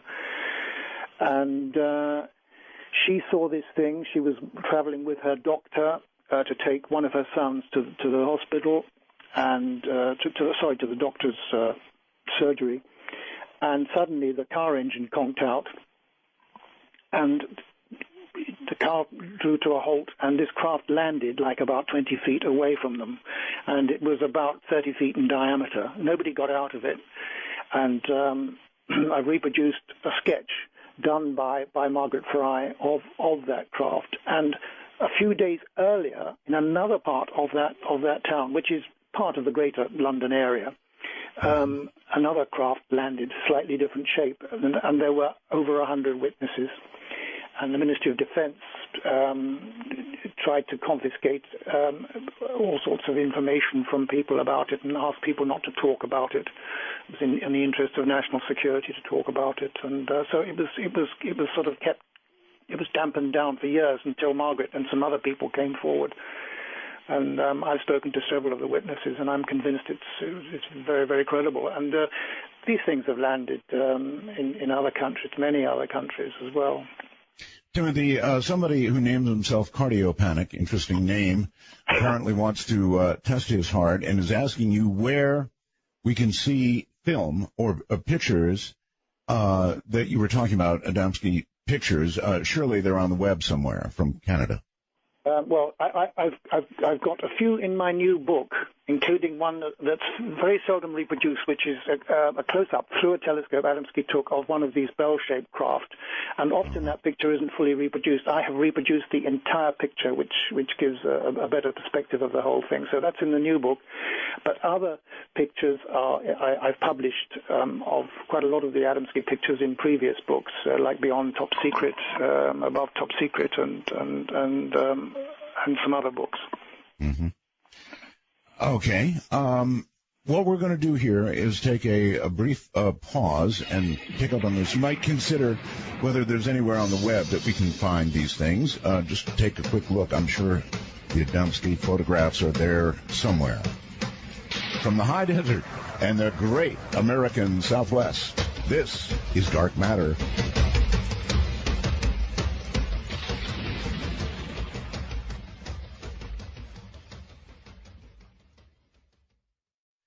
All right, Timothy Good is my guest. And here's a question that comes in for you, Timothy, from Rich of Pennsylvania. He says, incredibly speculative. Instead of only referencing evidence of others, some pictures or actual evidence would be great. We are unique, and there is a conflict over us, but why and who? So let me reference the first, the Adamski pictures. Are they available on the web as well? Do you know? Do you know, I've never looked, Art. I see. I've never looked at, because I've got them all, including some original prints. So yeah. Right. Well, listen, it has been quite an evening, and I want to thank you for being on. We're going to cut it a little short here, but again, I want to thank you for being on and joining us tonight. My pleasure, Art. Thank you very much. All right. Take care, and I hope the weather treats you well in London. Once again, thank you for being on the program. And that's kind of where I'm going to hold it right now. And what we're going to do is open lines. So back there in D.C., Evan, open the lines right now. That's, by the way, the name of my a board op in Washington, D.C. His name is Evan. And now Evan is going to answer the phone and probably ask you your name and where you're calling from, but that's all. And I would like to specify the reason we're doing that is because that will avoid the painful, is it me question. I do understand that when you get on the air, it is difficult to know that you're the one. We have many, many lines attached to all but one number. And that number, by the way, is 855-REAL-UFO. 855-REAL-UFO on your phone. Or 855-732-5836. We are going to do unscreened calls. Now, you might say, well, that is screening. Only so that we can avoid that. They're not going to toss you for one reason or any reason. They're simply going to ask you your name and perhaps where you're located. And after that is done, you're going to be on with whatever you want to talk about. So you're not going to get rejected for any reason. I want to specify it is open lines. And I would be interested in your reaction to Timothy Good, among other things. There are a very great deal we can talk about tonight, but I'm going to ask your reaction to Timothy, and mine was, you know what? I'm not going to give you my reaction. How about that? I'm going to allow you to state your reaction, and eventually I'm sure you'll, if you don't already know what it is, you'll get mine. How can I put this? You know what? I'm not going to put it at all. I'm simply going to allow you to react to what you heard, and we'll go from there. How's that? Let us begin in New York with Pete. You're on the air, Pete. Hi. Hi, Art. Am I getting any noise on my signal tonight? A little bit, but it's not bad. I'll put up with it. If I take it off speaker, let me take it off speakerphone. Maybe never. Okay, everybody, never, ever call on a speakerphone. Never. I did that the other night. I should have been on my transmitter talking to you on AM. I probably would have done a lot better. But anyways, very interesting with the call or your guest tonight. And I'm going to kind of not really go off subject, but in regards to UFOs and such, there's an area in New York up on the Tug Hill area called Happy Valley. Are you familiar with that at all? I'm not. Okay, because there's been a lot, I guess, some activity up there with UFOs. There's been people up there recording different things, and there's been, like, ghostly activity up there that they really claim is, happening there. Are you talking about something that's happening now? Well, if you Google it, over the past, several years, there's been different issues, or not issues, but, sightings and claims that have been going on up there. Okay. Are there any photographs to go with the claims? Is there any sort of what? Are there any photographs to go with the claims? There's some video in there that like YouTube videos and stuff that people have recorded, but I personally didn't see a lot in there, but they make it sound like it's, like, well known. All right. When I said, is it contemporary, I meant, the last several weeks, several months. What are we talking about? I'm speaking probably within the last maybe 10 years, within 10 years. Okay. So last decade. One would imagine in that span of time, if there was a great deal of activity, that there would have been some photographs to go with. Yeah, right. We live in such a different age now, and I guess the age we live in demands proof beyond, a friend told me. Exactly. Yeah, I do understand that. I really try to, investigate as much as I can, but as far as what I can find on that, it's the only things I'm finding are, internet sources and right. You know how that works. Right. I do. I do indeed. All right. Well, listen, thank you very much. The last thing in the world that I wanted to be was rude to Timothy Good, because he's got, in ufology, quite a reputation. But we do live in a different age now, right? An age where some level of first person is required for extraordinary claims, and if not first person, then some evidence to go along with. And now, the Adamski story, for example, I know there are a lot of older photographs associated with it. And the fact that Kodak examined them certainly is interesting. But again, we ran into a situation where the only evidence we had was somebody's word that they had heard that Kodak had looked at them, that sort of thing. So there you have it. Utah brings Mike. Mike, welcome to Open Lines. Mega Roswell's Art. Thank you. And might I say, you're the cure, you're the antidote for 5-hour energy for us drivers out here on the highway. I really appreciate it.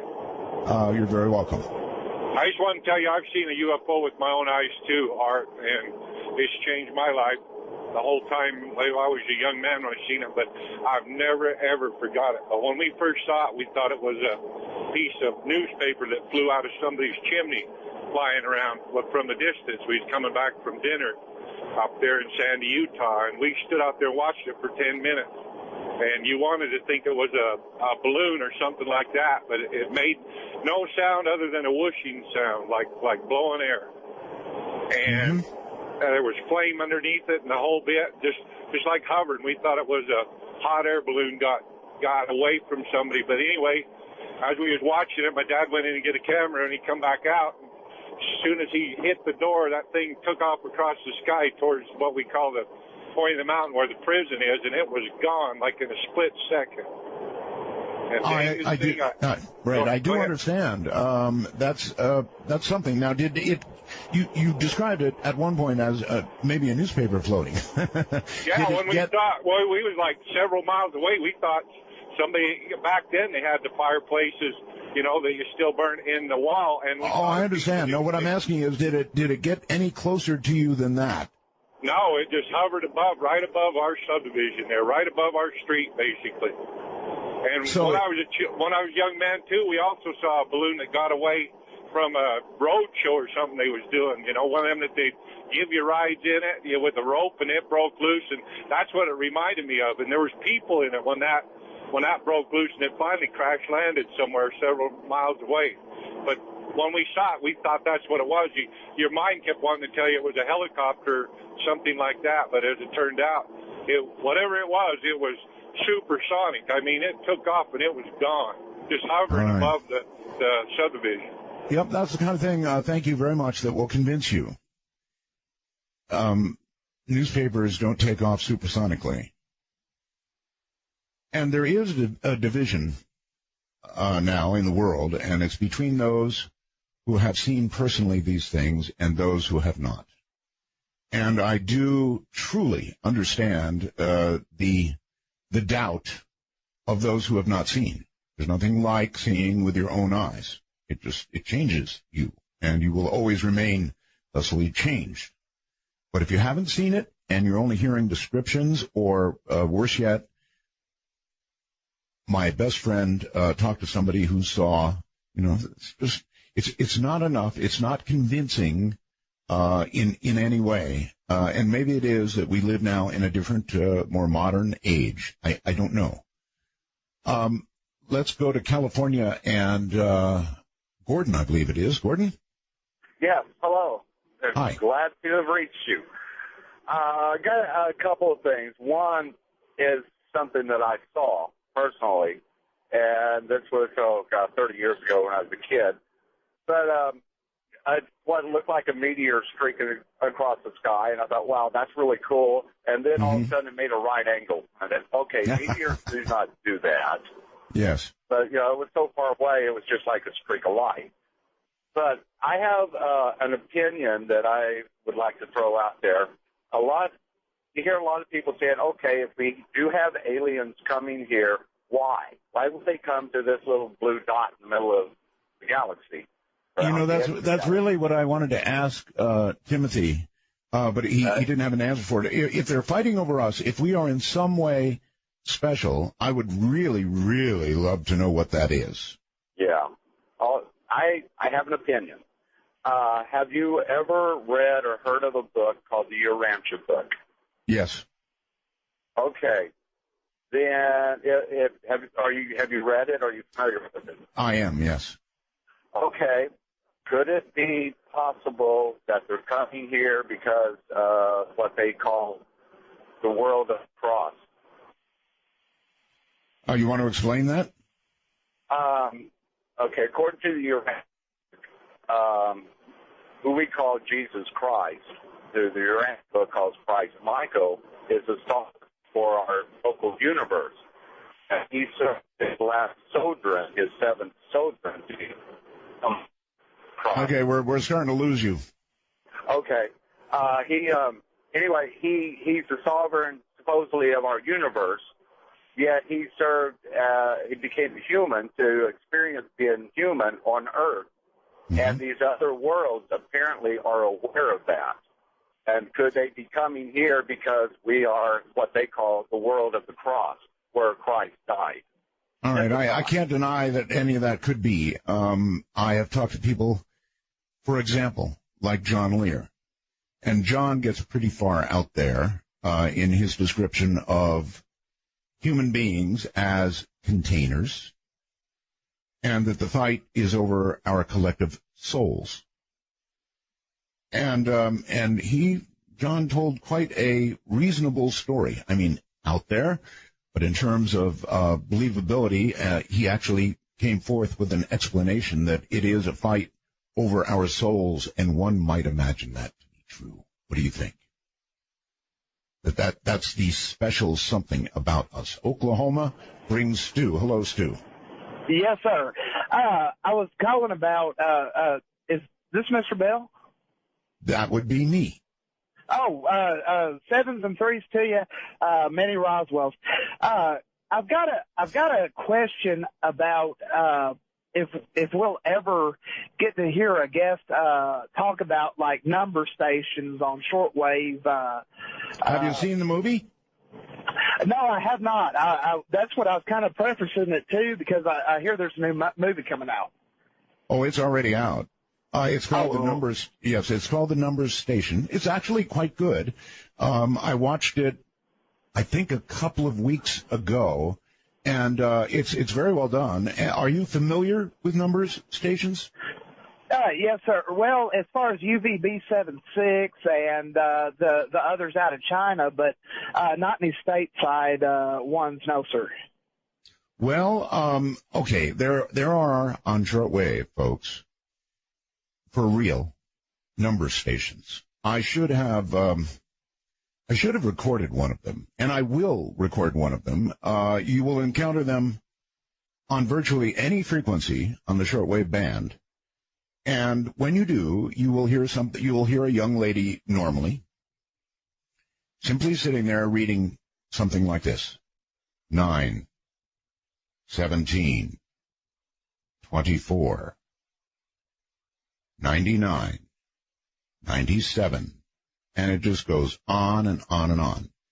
And it is a popular belief that these are spy stations, that these codes are given out to bring specific instructions to agents around the world in foreign countries. And that's, of course, the premise of the movie called The Number Stations. It's kind of interesting. It's frankly, when I watched the movie, my expectations were not very high, and they were exceeded. It was quite good. It's a good drama, and in real life, number stations are quite interesting. Let's go to Georgia and Chris. Regarding what the previous caller was talking about, maybe why aliens visit us, maybe they know that we're as unique as they are. Maybe it's just us and them. I think if there is anything unique about us, it's going to be our souls. And that's where I kind of agree with John Lear. I mean, otherwise, we're interesting. We're an evolved life form, at least to some degree, right? Some more than others, I would add. But if there's a reason to be interested in us, it's got to be something more than we understand presently, I would think. Right. Well, listen, it's a pleasure to talk to you, and it was only a couple of years ago when I said to myself, I wish I had a chance to talk to Art Bell, and now I get that chance again.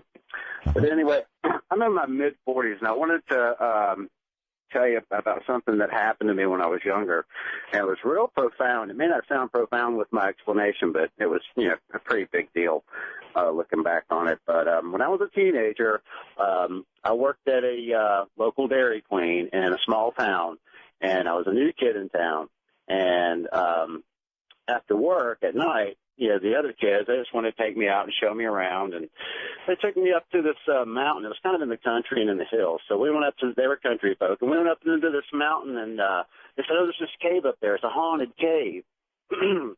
So some other kids from work, it was some guys and some girls. We go up into that cave into the mountain, and there's this one particular girl that I was, playing around with and teasing at work all the time, and she was with the group. And when we were walking into the cave, there was this little nook or like a, place where I could kind of dip into like this hole and crevice and hide. And I figured, well, on our way out, I'm going to dip into this crevice, hide, and I'm going to scare this girl coming out.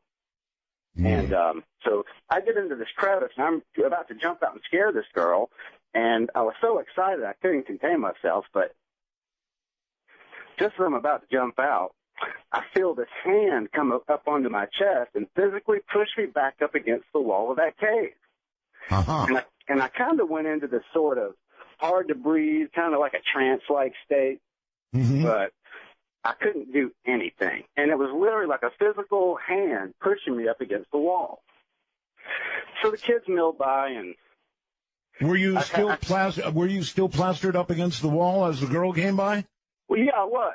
And, and what happened was just such a shock to me. I really kind of just forgot about what was going on, and they milled by, and, I came out of it, and the feeling went away, and I followed everybody else out of the cave. And we get out of the cave, and everybody was going, oh, that was pretty cool. And the girls naturally going, well, I was so scared. That was creepy. Well, the girl that I was going to jump out and grab, she jumps up and says, well, I wasn't scared of anything. I was ready for it. And she was holding a .38 caliber revolver. Oh? In her hand. Oh. And I'm just wondering, what was that? I mean, it wasn't like an intuition or an instinct, because I was about to leap out and grab that girl. That was my full intention, was to jump out, grab her, scare her, and get a big laugh. But so in other words, an iron hand saved your butt. You can say that, but it was very profound, and I'm just wondering if anybody has ever experienced anything like that before. Well, that's a hell of a story. I'll give you that. Pretty cool, actually. Well, see, the thing is, Art, it happened one more time about 5 or 6 years later at a red light, where the red light turned green. I'm the lead car in the intersection, and that unseen hand is back on my chest, and I can't really think or breathe or concentrate or do anything for about 5 seconds. And when it goes away, the cars behind me honk their horn, and I proceed into the intersection just in time to stop as a truck runs the red light just where I would have been had that not had happened. So you have a guardian hand in your life. Well, I'm just wondering if that's ever happened to anybody else, because why would that happen to me? People get accidentally shot all the time. People get T-boned in intersections all the time. Yes, they do. I mean, but you have been saved by the guardian hand. Now, I don't know why, because there's nothing special about me, I'll tell you that. I'm just a single guy that lives with 2 dogs. There is now. There is now. All right, well, that's one whale of a story. Saved by the hand. Way better than talk to the hand, right? Saved by the hand. Had his life saved twice by the hand. Anybody else out there experience anything like that? Actually, that's a pretty cool story. And this is... Yeah. What? Absolutely.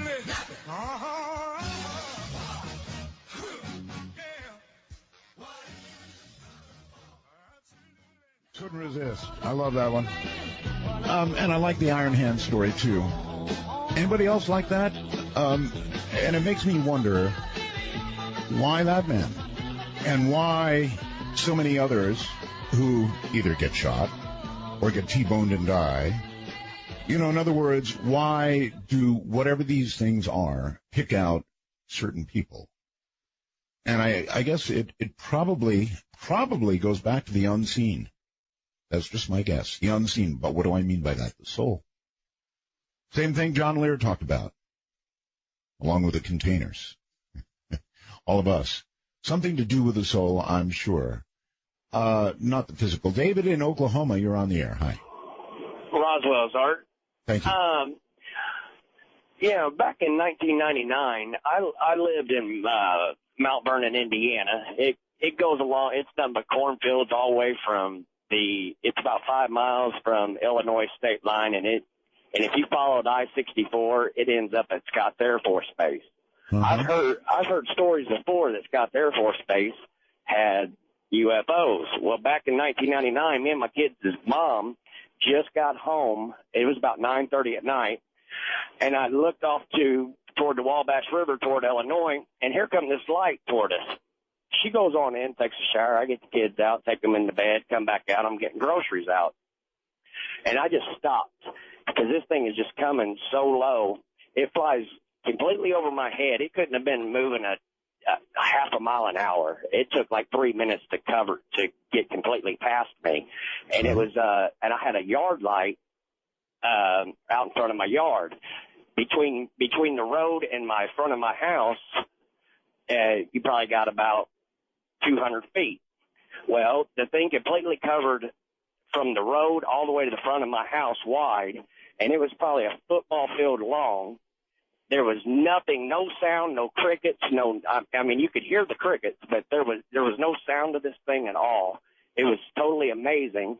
And then about a few years later, well, it was back in 2006, I was up in Chicago, and I heard a guy describe it as an aircraft carrier was blocking the O'Hare Airport.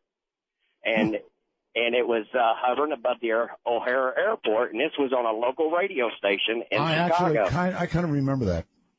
Yes, and they described it the same way I'd always described it, as a floating city block, until I heard that guy describe it as a floating aircraft carrier, or I would say like a floating barge on a river, and it was amazing.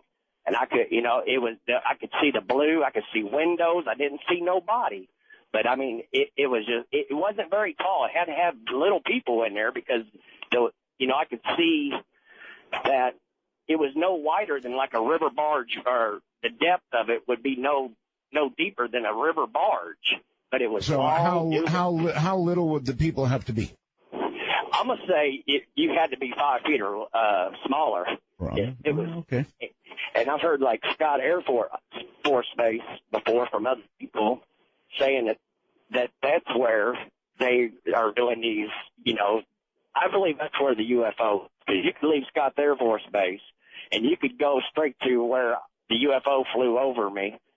And I went, and as the thing is coming into the yard, I went and snatched my kids' mom out of the shower, brought her out on the porch, and I was like, because we lived out in the country, there was nobody around, and I brought her out on the porch. She looks up at it, and she, her attitude was just mind blowing. She's like, "So what? It's a UFO." I'm like, "Oh, are you crazy?" I said, all right, thank you. That's too much. So what? It's a UFO. Big deal. I'm going back to the shower. That is funny. What is I think I've got a question for the audience. We'll see who's going to be willing. Oh, by the way, I have got Skype all ready to go. So I am going to qualify you all to call on Skype, and I'll play with it tonight. I've been wanting to play with Skype anyway, so it's a good night to play with it. Here's the way you contact me on Skype. Somehow I imagine this lady being dragged from the shower, probably no clothes, or almost no clothes. I'm art.bell51. That's the way you reach me on Skype. Art.bell51. Now, I don't have video. People keep trying to connect with video, and I'm intentionally not hooking up the video. For one thing, it requires more bandwidth, so I'm not going to do that. But we're all set to receive audio. And if you're outside the United States, it absolutely is an opportunity for you to call in. I'm going to give the address one more time, and I hope you'll give it a try. I will absolutely answer it. Art.bell51. That's the way to reach me on Skype. In the meantime, let's go. I just opened Skype up, so it's all set. Let's go to Texas and Ross. Hello, Ross. Good evening, Art. Pleasure to speak to you. I used to listen to you back in 95 and 96 a lot, and one story I've never forgotten, and I tried to call in during the Time Traveler segment you had a few weeks ago. I couldn't get through. but we all just get through whenever we're supposed to. I've never forgotten about Jonathan, or Single 7, the rogue time traveler. Could you please tell me what happened to him? Because he went off the radio, and I never found out. Listen, I don't know what happened to any of my time travelers. What I can tell you is this. Almost all of them disappeared and have been virtually impossible to contact. I've heard rumors that Dr. David Anderson, who was a pretty convincing guy at the time, is still around or may be around, and I've got somebody trying to contact him, but look, almost everybody who claimed to be a time traveler is gone. What that means, I'll let you imagine for yourself. Oh, my. It was the best story ever. He had an answer for every one of your questions. Oh, yeah. It could have made a great movie. I don't know why no one made a movie out of it, but it was the best. Well, there have been a lot of time traveler movies since. Wow. He was just a rogue who separated from his pod and came back to keep the world warm so the neem couldn't take over or something like that. I think that this program has inspired a lot of movies that you've seen since those years when we did those shows. A lot of writers were sitting around listening to my show and ended up writing stories that ended up becoming movies. We could have made a bundle. Anyway, one other question. Years ago when I was out here living alone on my property in Texas, I was camping out for many years, but somewhere in 95, 96, I saw a shooting star hit the ground between me and the next town south of here. And I never went out there to see what happened. There was a friend of mine and his daughter out here. They were looking at the ground at the time, and they kind of saw remnants of the flash, and I told them about it. They doubted me until he went back to his town in Fredericksburg the next day and heard about it on the radio, because people from there had seen the flash from 40 miles away. And wow. It was between me and the next town, which was 10 miles south of me, and I never did go out to look for a crater, and I recently went on Google Earth to see if there was a crater of some sort, but the next day there were helicopters around, and that metal is probably worth a lot of money if I would just go out there and look for it. I was too busy building my house, and I never did go just look for the crater or any such thing. Well, if there were helicopters around, there probably were men in black and all kinds of things looking for what you wanted to find, and I'm sure they got it, and you didn't. On Skype, hello, Frank, you're on the air. Can you hear me? Hello? No, I can't. No, you're all broken up, sir. No, might as well be from another planet. Not a good connection, but thank you for trying, Frank. Not a good connection. I'm sorry. I'm not sure whose side that was on, but we gave it a shot.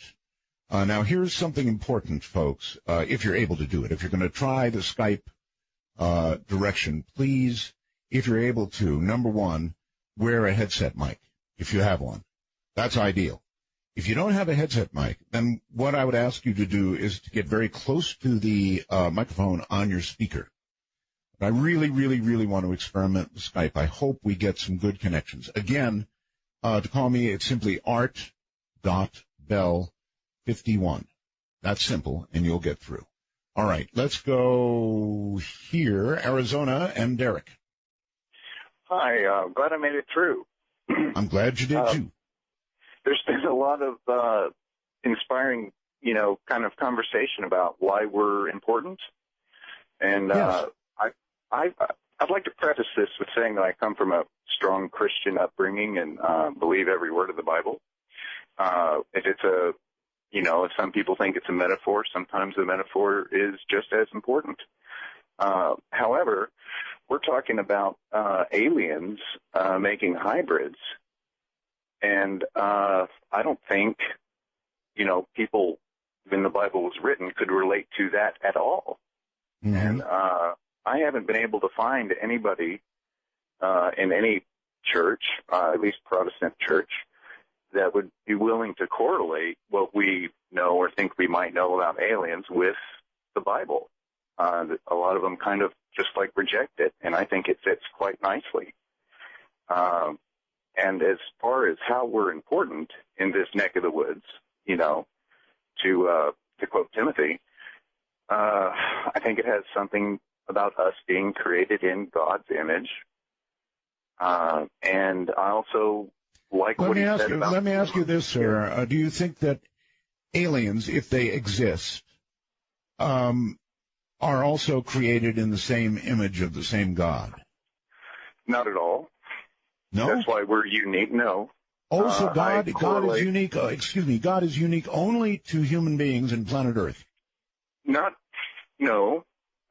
Let me. That is not what I'm saying. What I'm saying is God's everywhere. He's omnipresent, and omniscient, and omnipotent. But okay, if that's true, sir, then would he not be the God of another race as well? He is, but those races aren't created in his image.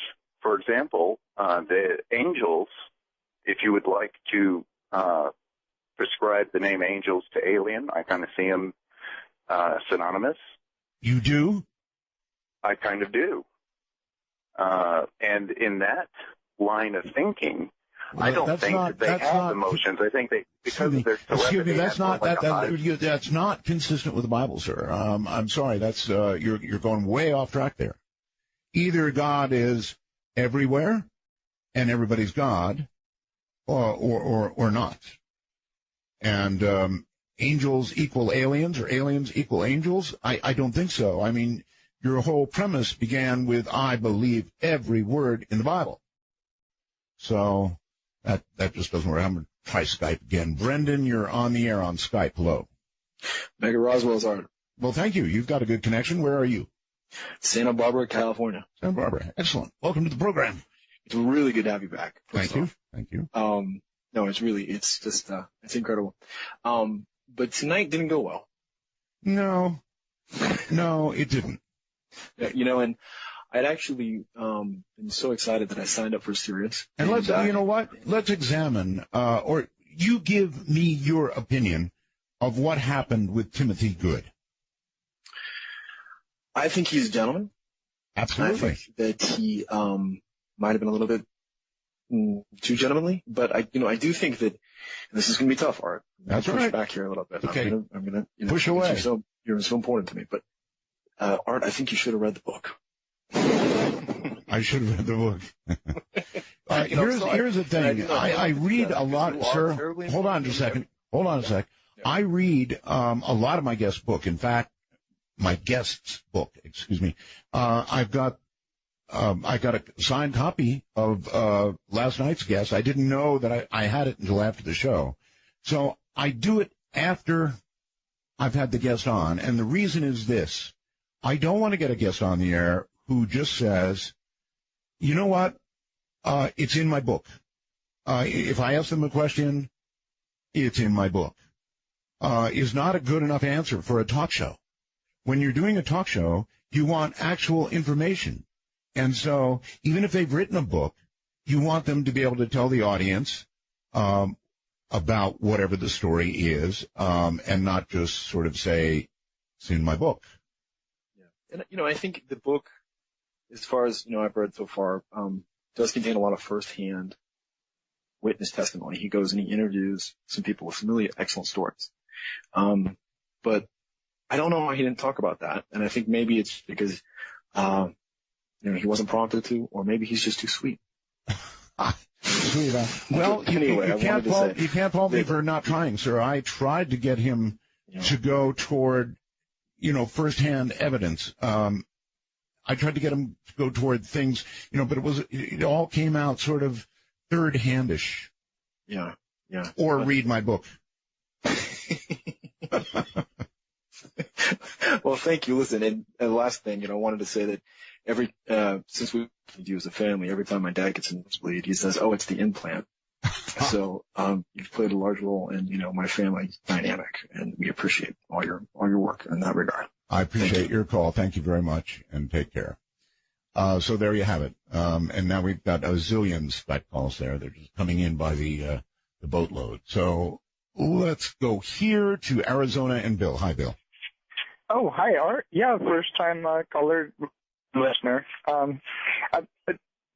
I'm really I'm kind of concerned with your first story, the whole thing in Japan and Fukushima. Those people are volunteering to die that are going to be doing those rods, and we all need to really have our minds focused that they can all get it done. Otherwise, it's been great to listen to you, Art, if tomorrow doesn't go well. I really... No, this is not... Well, first of all, understand, it's not tomorrow, although I always worry about tomorrow, but this is going to be going on for about a year. It's going to take them about a year to transfer these fuel rods safely, and it's all going to be a human operation. This is scary stuff.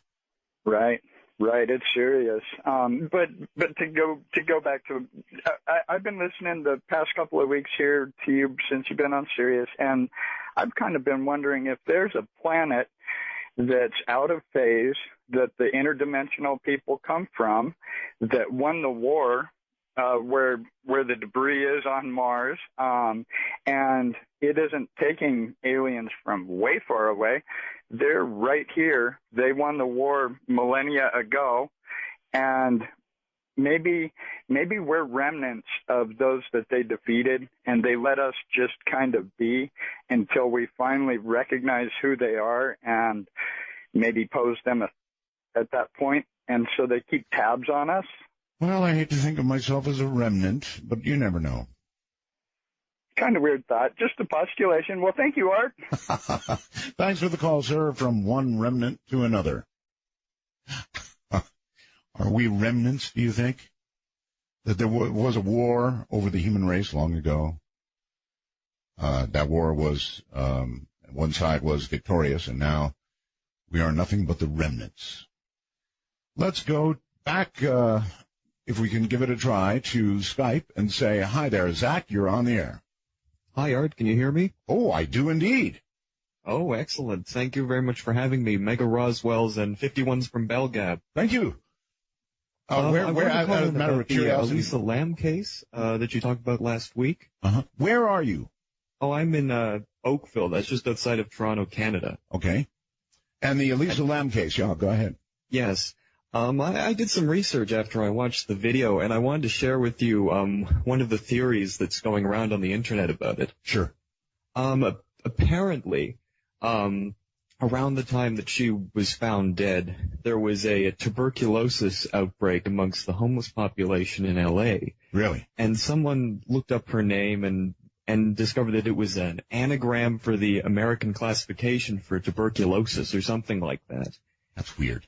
And that perhaps some sort of government or some sort of clandestine operation perhaps poisoned her. But I mean, I'm not a believer in this. It's just like it was interesting because I'm sort of skeptical because it still doesn't explain how she ended up where she did.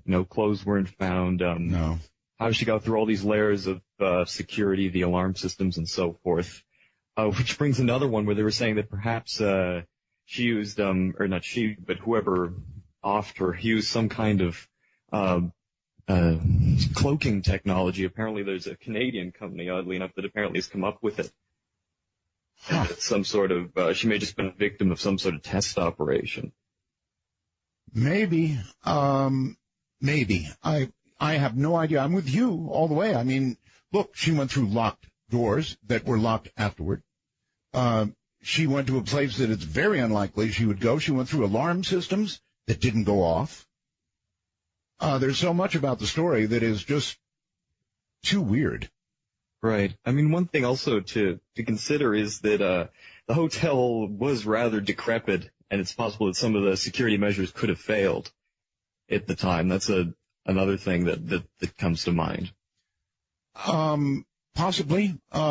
I have no answers. None at all. Well, neither do I. I mean, it's interesting. I mean, I just thought I'd share some of the things that people are talking about. I mean, I personally don't think we'll ever get to the bottom of what happened to her. I think you're right. We're never going to get to the bottom of it, but it stands out as one of the weirdest cases. And to this day, if I sit down again and I watch that video, it totally creeps me out. Oh, yeah, me too. I appreciate the call. Thank you very much. And take care. Totally creeps me out. There are, and I've got another one, ghost in a hallway and all that sort of thing. But there's something about that case and that video that is creepy, over the top creepy. All right, let's see where to go. Let's go here to Iowa. And Tom, you're on the air. Hi. Hello? Well, maybe I didn't punch the button. Let me try again. There we go. Tom, I think you're on the air now. Hello? All right, how you doing? Just fine, sir. Good. Yeah, I've been trying to get through to you. Yeah, I sent you a wormhole message about, I thought, praying mantises were aliens, and then all of a sudden, a couple of days later, some lady came on the show. Remember that? And she said there was like 8-foot praying mantises. I do recall, yes. I thought that was kind of cool. But, yeah, I lived in, I was born in like Lake City, Minnesota. And one day I was walking home from town. It was like in the early 60s. Yeah. And I remember this, but I don't know if it's true or not, but my neighbor a block down the road was looking at something, and I asked her what she's looking at, and she pointed out this big flying saucer just hovering in the air north of town there. And I mean, like I said, you know, it was in the 60s. I still remember to this day seeing it up there, but I don't know what happened to it or anything, you know, how it disappeared or left, you know, but I've been trying to get a hold of you and find out, you know, have you heard of anything like that, or? I've heard of nothing but things like that, sir. Yeah, again but that and again particular and again. one. Right, No. yeah. Not that particular one, but like them, sure. A million of them. In fact, we almost shouldn't tell these stories because they are that common. I saw a flying saucer. Well, yeah, me too. I saw a triangle. Me too. So they're not uncommon. They're extremely common. The question is how we flush out what they really are. In my opinion, it's just my opinion, they're not from here. Is there a possibility they could be, that we're doing something that secret? Yes.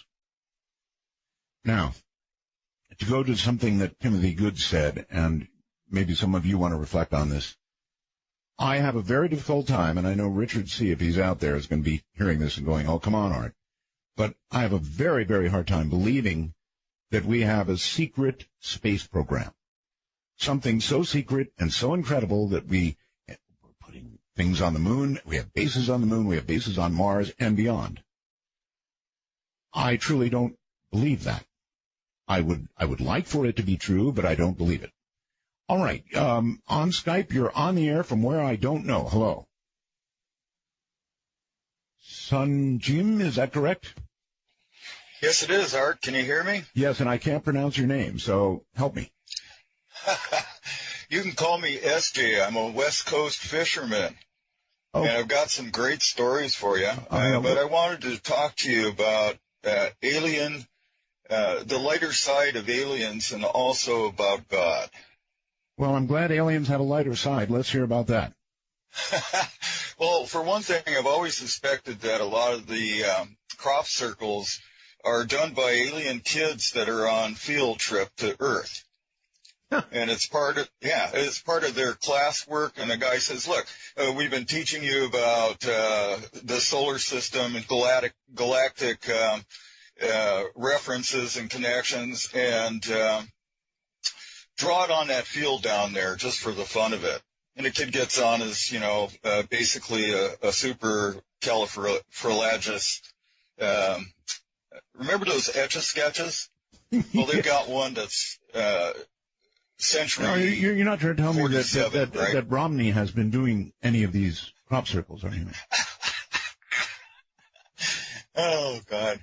The humor that's inherent in our situation needs to be brought out, because sometimes the irony is all you can live for, you know what I mean? You said, oh, God, you were going to mention God as well, so. Yeah, well, I have this other theory that, since we all have a part of God inside of us, I was thinking it's possible that God has all of us at the same time. So that would determine what God is at any given point in time. And, you can trace all the inconsistencies to the various global thought paradigms that we believe in, the belief structures. As they change, God changes. So then God could be like a trucker going down I-40. Absolutely. Why not? He is a trucker going down I-40. Right, I've got the picture. Okay, well, very interesting, and I appreciate the lighter side of anything. Trust me. Enjoy it very much. And that was a good Skype call. Okay, let's go to Canada and Craig. Hi, Craig. Hi, Roswell's Art. Thank you. Not so long ago, you had a gentleman on the phone who was trying to pilot his plane over Area 51. I'm just wondering whatever happened to that guy. Well, it may well be that a railgun shot him down, and he's nothing but dust. It does seem a bit strange that he was able to use a cell phone, in an aeroplane. It just came across a bit strange, that was all. Well, I really appreciated it. Yeah? I mean, if he didn't have that cell phone and he had not reached out to me, how would we know anything at all? And how would we be wondering now what became of him? Well, we don't, do we? We don't know whether he's alive still or he's gone. Indeed. Where are you, by the way? Canada. I got that, but I mean, where in Canada? Edmonton. Edmonton, all right. And you've got an obvious English accent, so... I'm an English truck driver in Canada, so... Yeah. You're an English truck driver in Canada? Yep. Fascinating. What brought you all the way across the ocean to truck here? There. We just wanted to do it just to say we've done it, that's all. Mm-hmm. Make a bit of extra money as well. All righty. I've got a question for you. Okay, go on. What is the most evil thing you've ever done? The most evil thing I've ever done? That's I right. convinced my wife that I was psychic. All right. Well, good for you. Thank you for the call. Anybody else willing to answer that question is welcome. The most evil thing you have ever done. I don't know why that just popped into my mind, but it did. Ohio brings Uncle Duke. Hi, Art. How are you? I'm quite well, Uncle. Good. Hey, you might find this interesting. I listened to the previous guest talk about Neil Armstrong and such. I knew Neil Armstrong. I'm a late 70s graduate of the University of Cincinnati Aerospace Engineering program. I'm a retired aerospace engineer with the DoD. Yes, sir. And I knew him, as well as a student can know a professor, but we got along famously because we were both airplane guys and both really enjoyed talking airplanes.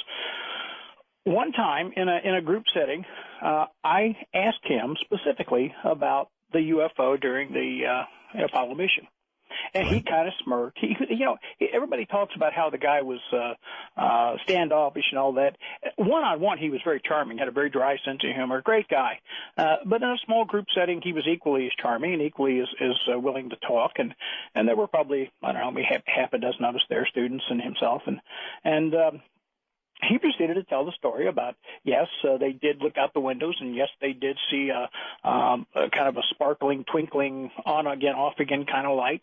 And they did call back to Houston, and he said, the first thought that it had been the boosters. And he said, but after we talked about that made no sense. They were too far away. And he said, we talked about it. And he said, there's no question in my mind, and I've never forgotten this. He said, what we saw were the panels from the service module. The service module, if you'll remember, that thing kind of opened up like a flower to allow the command module to turn around and then dock with the lunar module. Mm-hmm. And those panels peeled off, and momentum being what it is, they kept going. And as they got further away, and of course I don't remember if there were 3 or 4 of them. I think there may have been 4 of them. And they all went kind of in different directions because there were 4 of them pointed in a different direction. And he said, "There's no question in my mind that's what we saw." So but he didn't relate anything to you about craft that had been given to the United States or any other country, or having personally flown any of these craft. Now, did he? Art, if Professor Armstrong had said that, he would have done it firmly, tongue-in-cheek. The guy had a great sense of humor. He really did. Very dry. So he could have said something like that, but no, he said nothing like that. He was asked a serious question by a senior in an aerospace engineering graduating class, and right. And he answered it seriously. So for all these people who want to talk about Neil Armstrong this and Neil Armstrong that, I knew the man great guy. You know, and I know how he answered the question because I heard the question asked, and I heard him answer it. Fair enough. I really appreciate that account. Thank you so very much. So there you have it.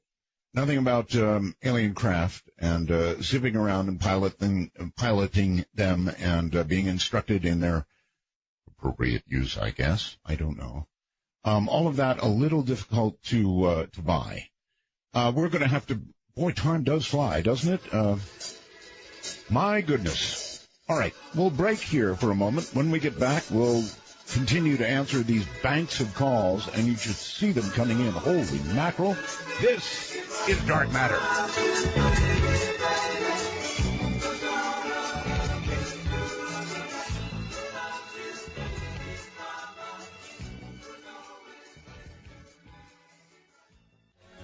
All right. See all those phone lines blinking away there? Skype blinking away, going crazy.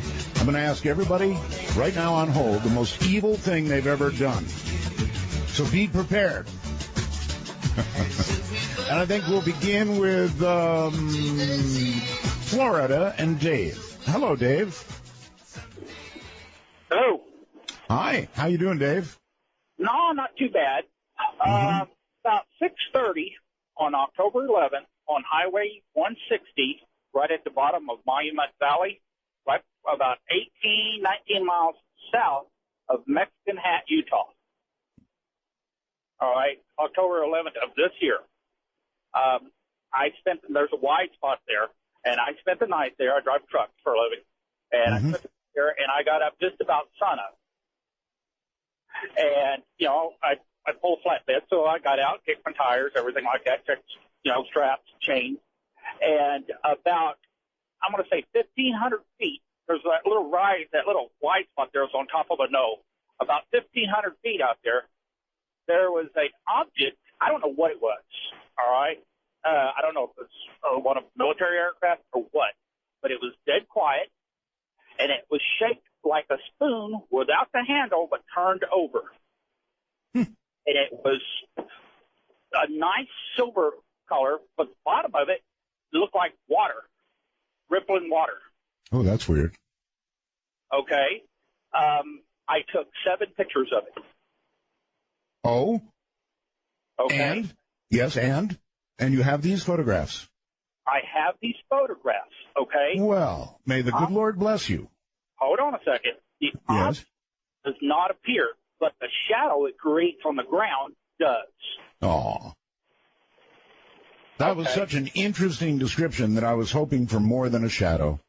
Well, hold on, it gets even better. Okay. Now, I don't know what it is. I don't believe in UFOs, but you know, I apparently gonna have to change my mind or something. But I took pictures of it. I didn't think nothing about it. And probably about 15, 20 seconds after I shot the last picture, it went from a dead hover spot and it was about 50 feet in length. It it created a sonic boom. Broke the sound barrier. Oh, I'm going to say 50 yards.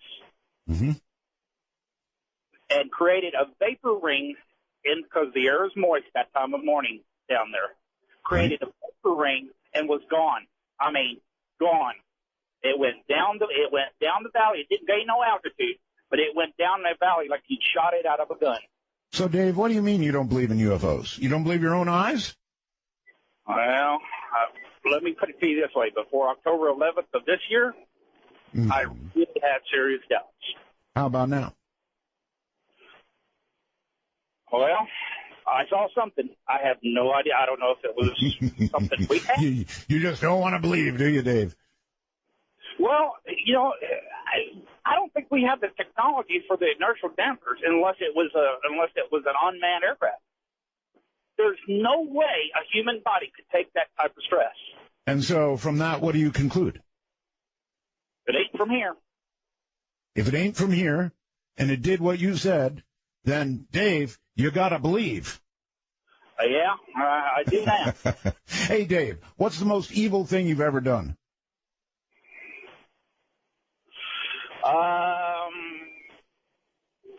spiked the opposite water bottle, the opposite team's water bottle when I was in high school. You spiked whose water bottle? Football team we were playing. You spiked the entire team? Well, we spiked their coolers. Their coolers? That would be virtually everybody then, huh? Pretty much everybody on the other team. Yeah, how was the game? We lost. We always lose. All right, Dave, thank you. Good answer. Really good answer. Let's go to Michael on Skype. Michael, hello. How you doing? Better by the minute, Michael. Art? Yes. I want to start out by saying raging vertebrae. Yes, you're going to have to rage a little closer to the mic because you're dropping out. My question was, I've always tried to put myself in position to see a UFO. Spent some time out by your house at Dumont Dunes, rode to the top of the dunes and sat there for hours looking out. And Michael, I would like to state right now that my house is not a good place to see a UFO. I'm trying to discourage this activity. Well, Dumont Dunes is really close. Yes, it is. Very close. And, boy, it's just amazing how clear it is out there. But I do believe, I want to believe, and I just know they're out there. And you just really want to see one, right? Oh, more than you could ever imagine. Matter of fact, I used to take my radio up there and listen to you on KDON. Uh-huh. All right, well, stay away from my house, Michael. Okay. All right, see you later. Thank you. People come to me, and it's pretty easy to recognize because, well, first of all, of course, my house is fenced. But it's a dead-end road, so you can't miss them.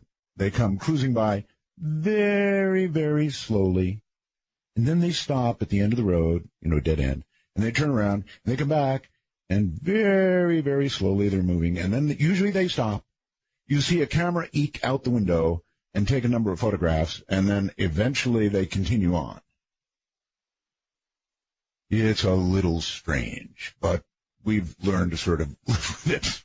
Hello there in New Jersey. Holly, how are you? Yes. Good. How are you? Just spiffy. I just want to tell you, you are a radio god. No, I'm not. I love you. Well, thank you. I appreciate that. A god I am not, though. I have two parts, actually. Years ago, I was going through some of my mother's papers, and I found a letter that she had wrote. And in the letter, she had stated that she actually seen the UFO. Right. Well, I never knew anything of this, so I questioned her about it. And she was very reluctant, to tell me the story, but she finally did. And she said that she had seen a UFO and that it was very quiet, and it actually looked like it was sucking electricity out of the power lines. And I want to know... and driving up everybody's electric bill. Yes. But have you ever heard of anything like that, where they've actually siphoned electricity? Seen it in the movies? In the movies, yeah. Well, she said she's seen it, and she swears it, but, I didn't see it for myself, so I'm not sure, but that's what she says. I'm sure one day I'll walk out on my back porch and I'll see this giant saucer sucking up from my big antenna. Also, to the other part, when you had talked about why the aliens are here and so forth, and people are saying it's because of our soul or because they want to breed with us. Yes. Every animal on Earth we study. Every animal, regardless of what it is, we study it. Right. I think it's the same thing for them. We're an animal, so they study us. And I don't think it's any special reason. I think it's just because we're here. Do you want to hear something really creepy? Sure. Scientists right now, Holly, are growing stem cells. They're taking human stem cell, or I guess actually not. They are human, but they're embryonic stem cells, and they are growing them in cultures. And what they're getting is creatures. Humans, but with a brain and other human parts, but no heart. And so these things are dying very quickly. There's no heart to propel the blood around. So they're not getting bigger than a pinhead, but they're growing things from embryonic stem cells. Now, is that creepy or what? Oh, very creepy. Scary. It is scary. It scares me even. I heard that earlier today. I'm going to try and find a guest on that. They're doing some pretty creepy stuff with stem cells. Very scary. Also, what do you think about people that are Rh negative? There's some talk on the internet about people that are Rh negative possibly having some alien connection with the reptile aliens and so forth. I think they mostly should be gathered together and dissected. I don't know. What's the most evil thing you've ever done? A friend of mine was going to throw a party for me, and I went to his house, and he was all drunk, and there were people there I didn't know, and I was about 17 years old, and the rest of them were about 17 years old, and I left in a huff, and I actually called the cops on him. Underage drinking. Oh my God, pretty cold, and a good answer. Thank you. Thank you. Have a good one. Yeah, you have a good night. Take care. That's funny. All right. Duncan, I think it is. I don't know. On Skype, you're on the air. Hello. Hey, how you doing, Art? Good to have you. Where are you? I'm in a parking lot in Cincinnati, Ohio, in a truck. Just hanging out in a parking lot. All right. Yeah, doing whatever. Okay. To answer your question, the first question, the most evil thing I've ever done, I was a firebug when I was a kid. So really? I set a couple apartment buildings on fire. Oh, my God. Luckily, nobody got hurt, and I outgrew that. Those were occupied or unoccupied? They were occupied. Occupied. Yeah, I got caught. You did get caught? Yeah. Luckily for the people. That's fairly evil. There. Yep, that's fairly evil. You win so far. Well, I feel bad about it now. I do too. I've never seen a UFO. I've traveled 5 million miles. Because of your evil ways. I think so. I feel kind of lucky for that. And also, I had another question that's unrelated. There was a lady who used to explore caves. Bonnie Crystal. Yeah, will you have her back on anytime soon? It's a good question, and I'll see if Bonnie's around. But, yeah, she's a fascinating lady, huh? Yeah, she lived a very long time in Hong Kong, and we used to chat while she was in Hong Kong, and I was in Manila, and we used to get on the internet and chat. So I'll see if I can reach out to Bonnie, all right? Well, it's been great talking to you. I'm so great you're back. Well, thank you. Thank you very much. Oh, those poor people. Not one, but two apartment buildings. Oof. Okay, so on Skype, I'm art.bell51. That's art.bell51. Oh, scary. Hello there in Colorado. Gary, you're on the air. Hey, how's it going, Art? It's going pretty well, actually. I have a kind of similar story to the Iron Hand. Okay. It's not necessarily the Iron Hand, but some years back when me and my wife was together, I was at the house. I was off of work, and I was really, really bored and full of energy. Right. A friend of mine called me and said, hey, come on over. We're having a get-together. There'll be some drinks. There's going to be all my family here and everything. It's going to be really fun. I said, of course. Not a problem. So as I was getting ready to head over there and go over there, man, I got this, like, weird feeling. And all my energy drained. This is a true story now. All my energy drained. Like, I just got exhausted for some reason. I never called them back. I never called back and said I wasn't coming. I just didn't show up. Okay. The next morning I woke up and I called them, and I was told by my friend that the house got shot up. Shot up? You mean like a drive-by? No, it wasn't a drive-by. They had some guys that was over there that they didn't know, but they let them in the party anyway. Oh, and they were just not good. And they shot up. They shot up the household, which is funny to me. What makes me think about it is that nobody died. A couple of people did get shot. Nobody died. But I always think to myself, if I was there, would I have been the one person that have died? So it's like you had a guardian energy sucker. Yeah, I don't know. I really can't explain it, but it was really weird. I sat around the house all day long just watching TV, and I was really, really bored. And I was like, I got to do something. And then all of a sudden, when I got ready to go do this, there's no question TV can suck the life right out of you. yeah, you're right. But I just got all my energy drained in. I hear you. I hear didn't you. go, and I'm glad I didn't go. I'm glad you didn't go, too. A Guardian Energy Sucker.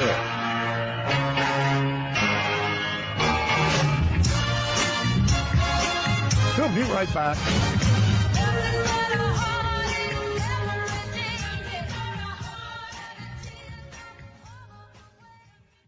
That's the number, and if you want to call on Skype, I am art.bell51. That's ART.bell51. Simple as that. Let's go to Michigan and Dean. Hello, Dean. Hi, Art. Second-time callers and Mega Roswells from Belgab. Thank you. Yeah, I'm not calling about any kind of angels or portals. I got a good old-fashioned bizarre aerial phenomena to tell you about.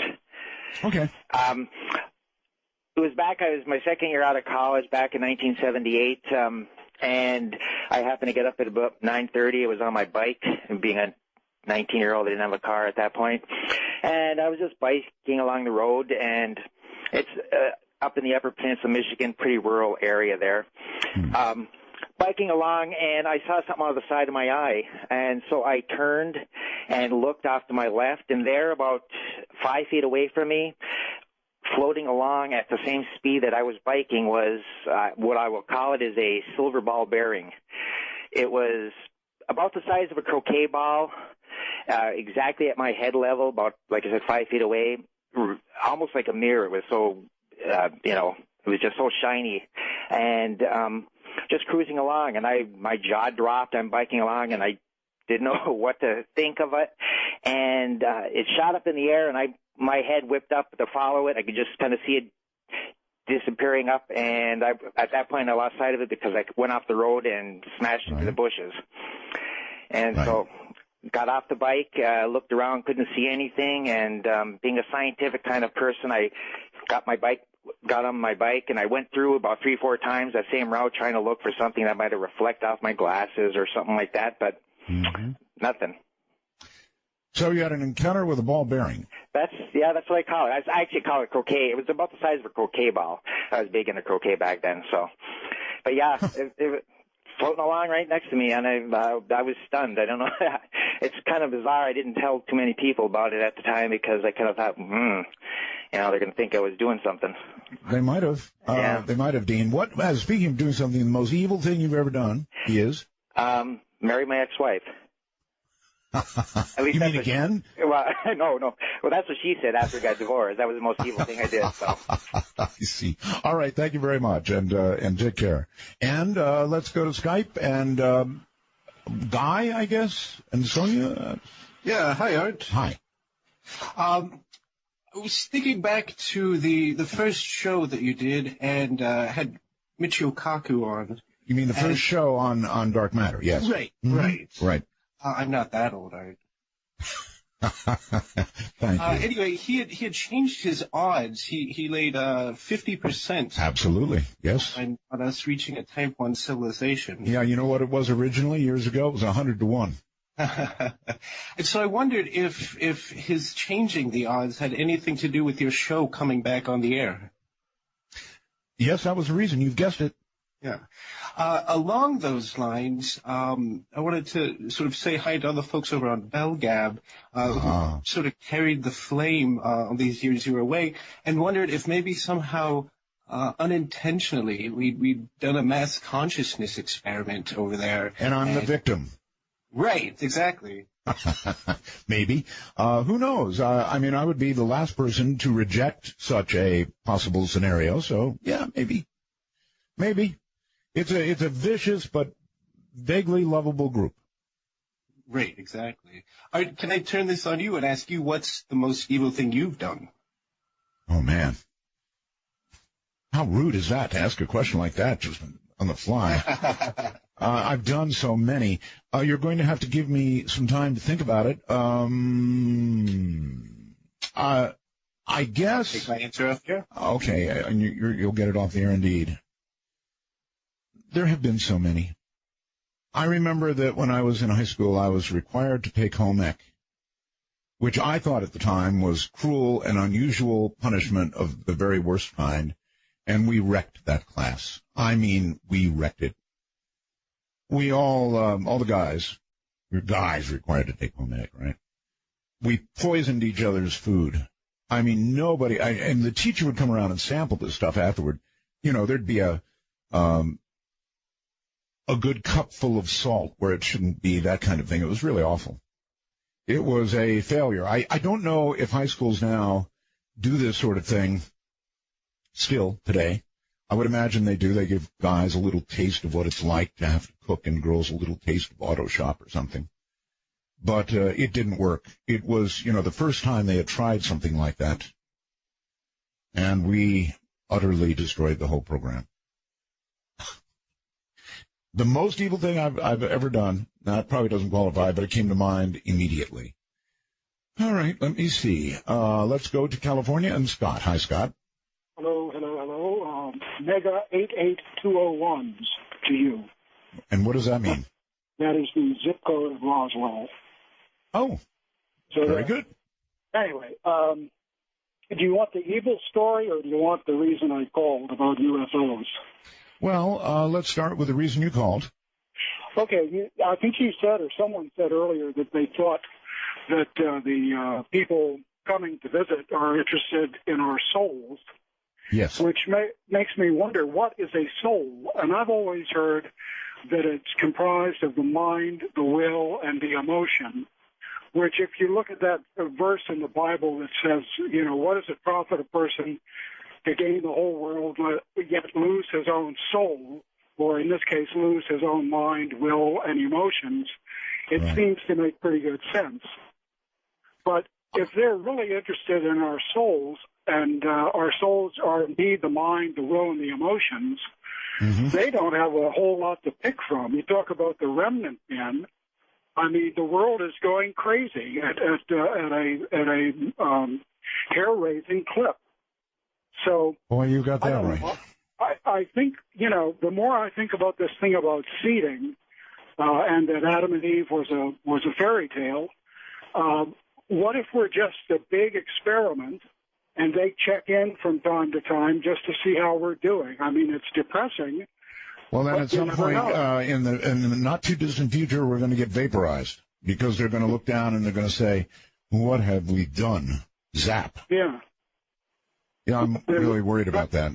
Trying to find a way out of the mess that they've caused, if indeed that's all it actually is a big experiment that's gone amok. Or maybe the God of the Bible is real, and he'll look down and say, "Fail," and zap. Or he could be a guy driving a truck across, up 81 or something. I-40, and just presses a button, zap. Okay, that's the serious thing. The most evil thing I did was more funny than evil, but it was evil.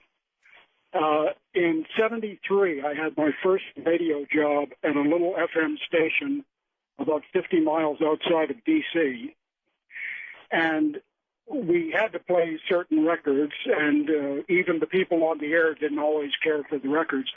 Well, I had one guy who every time I played The Night the Lights Went Out in Georgia would call in and just raise the devil with me. Couldn't stand that song. And he said, if you ever play it again, I'll never listen again. And I said, well, sir, I don't know if you're aware of the consequences of that action, but we're licensed by the Federal Communications Commission to operate this radio station with an antenna height of whatever it was, a wattage of whatever it was, effective radiated power of 3,000 watts, which means we can only accommodate a certain number of listeners at any one time. So you're free to tune out if you want, but I can't guarantee that you're going to be able to tune back in if you decide later you want to. And I paused. And about 10 seconds later, he said, well, okay, I'll let it go this time. Not bad. Not overly evil, but not bad. I did much worse on the radio. In fact, even recently. Let's try Skype. Boy, not a good connection here. Kenny, hello. Hello. You're all distorted, Kenny. It's I see something that says I'd rather be killing zombies. Yes, I would rather be killing zombies. I bet you would. And with audio like that, they're probably going down fast. Get away from your mic a little bit there, Kenny. Gotcha. Usually I have to say the other way around, but you're really pumping some audio there, my friend. So what's up? Roswell, it's good to hear you again on the radio, and that's all I want to say. All right. Well, I appreciate the call. You said it. Take care. And I think some people sometimes just want to see if they can get through. Yes, you can get through. But be prepared to answer the question about evil. To Dave in Florida. Hello, Dave. How are you, Art? Very well, thank you. First-time caller, a long-time listener. I grew up over in Vegas, over the hill from you. My dad was on the Air Force Base. We lived on Nellis from 77 to, I think, about 81. And do you know where Sheepshead Mountain is? What? I'm sorry, what mountain? Sheepshead Mountain. Sheepshead. I've heard of it. I don't know where it is. It's kind of, I guess, kind of northwest of the base, on the other, in between, I think, 95 or... Right. Anyway, I had me and my brothers and 3 other friends. I loved to explore when I was a kid, and I used to see snow on that mountain occasionally. Well, I had a bright idea one morning. I got my brothers together and my neighbors, and we took a hike, and we ended up going all the way to the base of the mountain. Are you there? I'm here. And they ended up calling search and rescue, make a long story short, and they had Metro search and rescue, the Air Force search and rescue out looking for us, and me and a friend of mine was the only one that stayed kind of back at the mountain, deciding, hey, we're going to just spend the night here, where my brothers decided to try to make it home. Search and rescue picked them up. We ended up seeing lights towards Mount Charleston area, from where we're walking back towards the base. And it was real scary because these lights, they didn't look like UFOs, big, huge UFOs in the air. They were more or less like about the size of, a Volkswagen. And there were several of them. And as a kid growing up on the base at nighttime, we used to see lights out there quite a bit in the distance and didn't know what they were. But I wonder if VW size UFOs get better mileage. I don't know. But we ended up walking towards where the lights were, thinking that, it was going towards the base. And we were walking, towards Mount Charleston, you know what I mean? And they ended up finding us, and we made it on the news. And I got in trouble, quite a bit for dragging everybody around. But does this correlate with the most evil thing you've ever done? The most evil thing I ever did was I dressed my little brother up as a girl when we would go to the movies. I used to take him and dress him up as a girl, and the lady that worked at the movie theater just thought that was so cute. I always got to go hit the movie theater for free because he thought that was my little sister I was bringing with me. I see. My brother's pretty upbeat. He doesn't even like talking about that. Too bad there aren't pictures. I appreciate the call, sir. Thank you very much. And over to Skype we go. And Andrew. Hi, this is your friend Andy from Melbourne, Australia. How you doing, Andrew? I'm doing very well, thank you. I wanted to know, are you doing the New Year's Eve special show this year? Am I doing any special show? On New Year's Eve. Oh, on New Year's Eve. Predictions. You're talking about predictions. Yes. Inevitably, I'm sure I will be. If I'm here on New Year's Eve, I'm sure I'll be doing it. But since you might not get in, Andrew, if you need to make a prediction for 2014. I don't know. Yes. What would you predict for 2014? I predict, I think I'll predict the downfall of the other show, the show that must not be named. Hopefully I get a ding, ding, ding. Nah, I don't think so. I don't think so. Maybe, dogs and cats will make up and everybody will get along and the world will be... What's the most evil thing you ever did? The most evil thing I ever did. I did a similar thing to my sister, what the last caller did to his brother. I dressed my sister up as a boy once. Oh, my God, I forgot about my sister. I can top you, Andrew. I did something pretty awful to my sister. This was when I first began playing with electricity. I was pretty young. And I wired up an electric chair. I took a regular chair, and I wired her up. Bear in mind, I was very young. She was way younger. But I had her all set to plug her into the wall.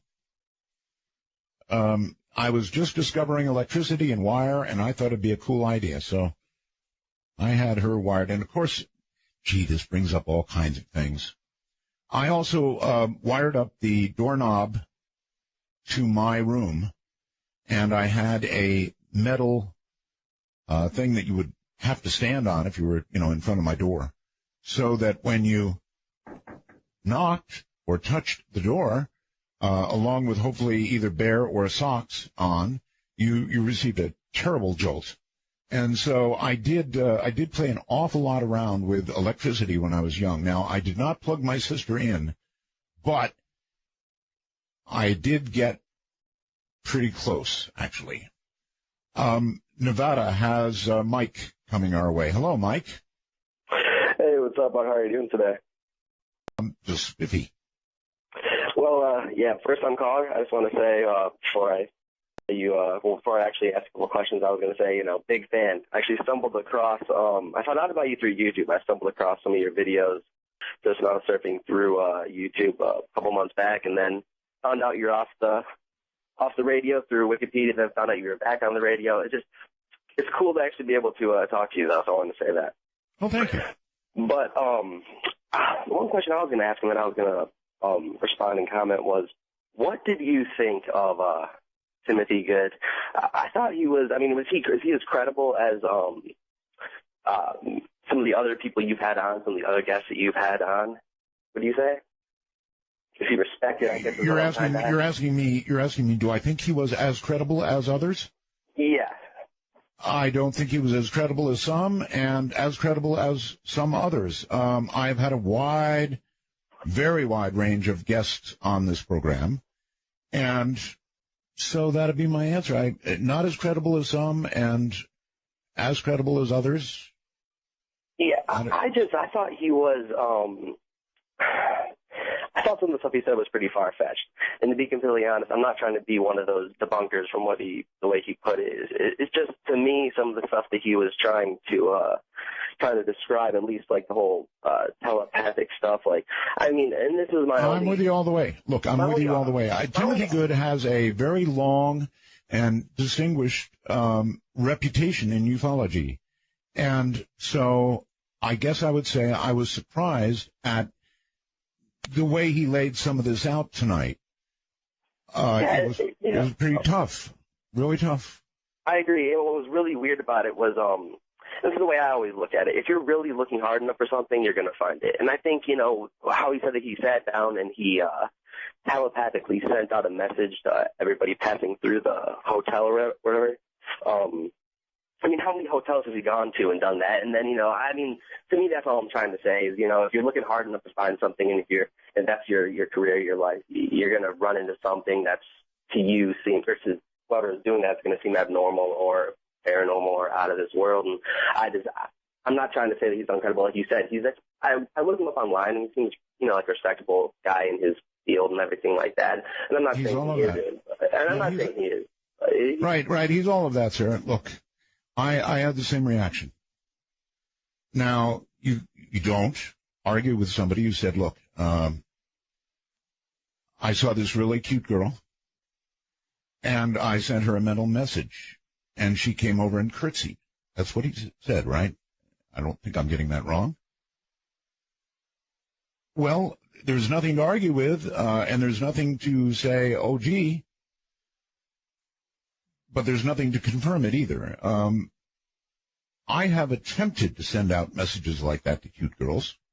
I mean, not trying to get a curtsy, mind you, but a message sent, definitely. All right, let me see. Let's go here. North Carolina and Stephen. You're in my birth state, Stephen. Hi, how are you doing? Roswell. Thank you. Yes, sir. I was calling about the new life form found in our sewer system. Oh, God. Did you actually watch that? Yes, sir, I did. And I was wondering, like, how could this be created? I don't think we want to know. I mean, that thing looked disgusting. Yeah, it really did. I was like, is that a leech or is it?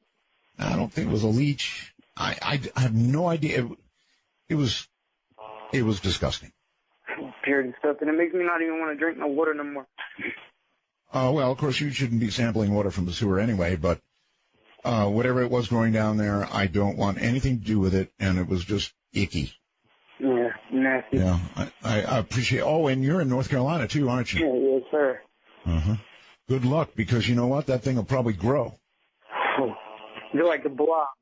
Yeah, get some form of legs, maybe. First thing you know, you're asleep late at night, and well, there you go. And up through my sink comes a blob.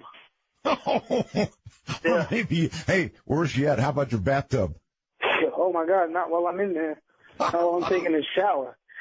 Yeah, while you're taking a shower. Oh, God.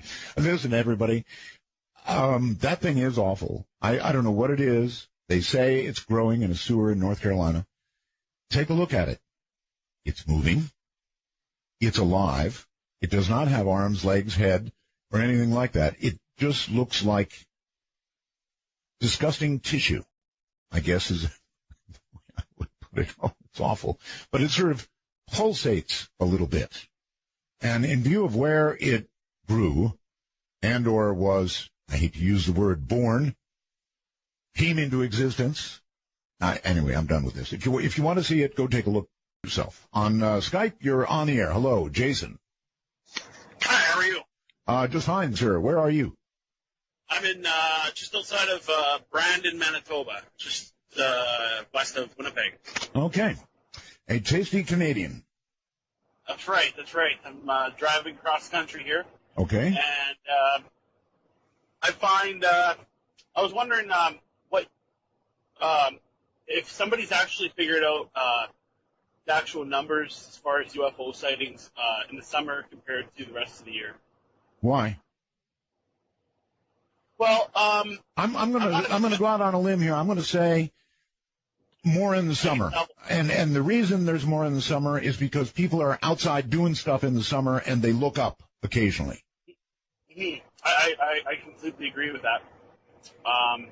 However, the reason I'm calling, remember a few years ago, actually no, it was as recent, I think it's 2 years ago, there was a huge UFO sighting all over this part of Canada, and it was huge heavy lights, and it was seen from all of Manitoba throughout Saskatchewan. Do you remember that? I actually do remember it, yes. I remember the reports of it, yes. Yeah, it made mainstream media and everything. I just found that really remarkable, just because it's not, a guy in his backyard looking up at the sky. Gotcha. What is the most evil thing you've ever done, Jason?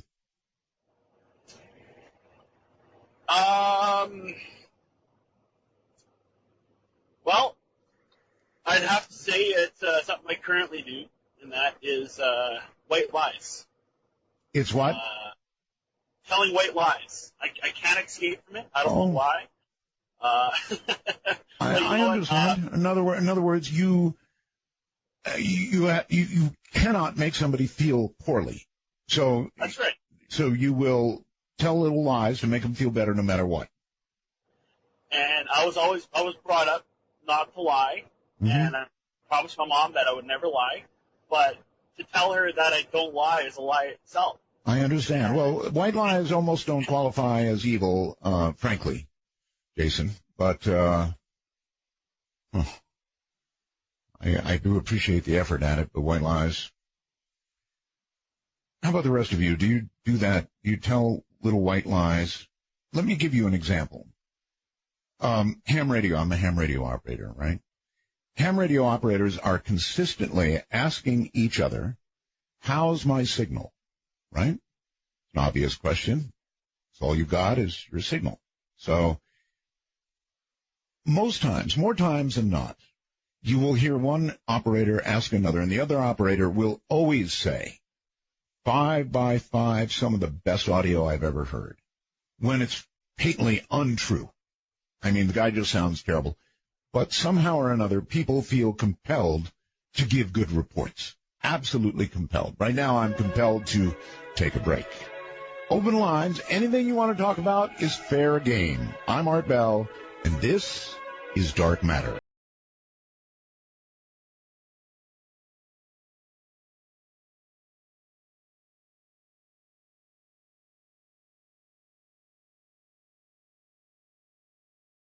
The number, all right. Open lines, anything you want to talk about, absolutely fair game.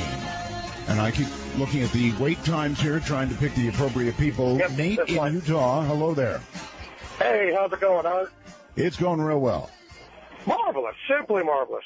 The name's Nate. Most people just call me Rumble Strips MacGyver, but I have an interesting couple stories for you if you got a minute. I do.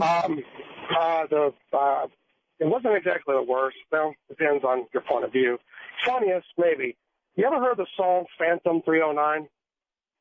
No. By Red Savine? No. Okay, if you ever get a chance, take a listen to it. It's pretty good. It's interesting. Well, the story behind it was, I'm an over-the-road truck driver. I also train students. One of my best friends was my student. And I was asleep in the back, and what I have a CB radio in the truck, and I had a handheld CB radio that I would use to be able to sit outside and talk to him and help him back up.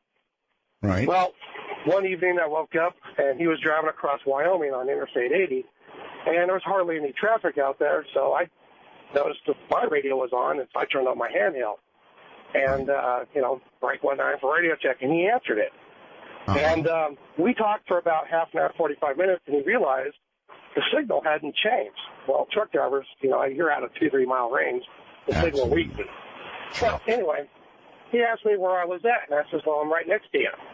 And he's like, no, really, seriously, where you at? And I said, no, I'm serious, I'm right next to you. But I wasn't lying, technically behind him. I said, turn on your overhead light. And he turns it on and says, well, you're wearing a hat, you got a pack of cigarettes on that stand, you're wearing a yellow shirt. And he reaches up and turns off the light. And I said, well, let me kind of explain. This is back in 1976. I was driving down this road. It was a horrible snowstorm. At mile marker, I think it was 377, just outside of Laramie. I had,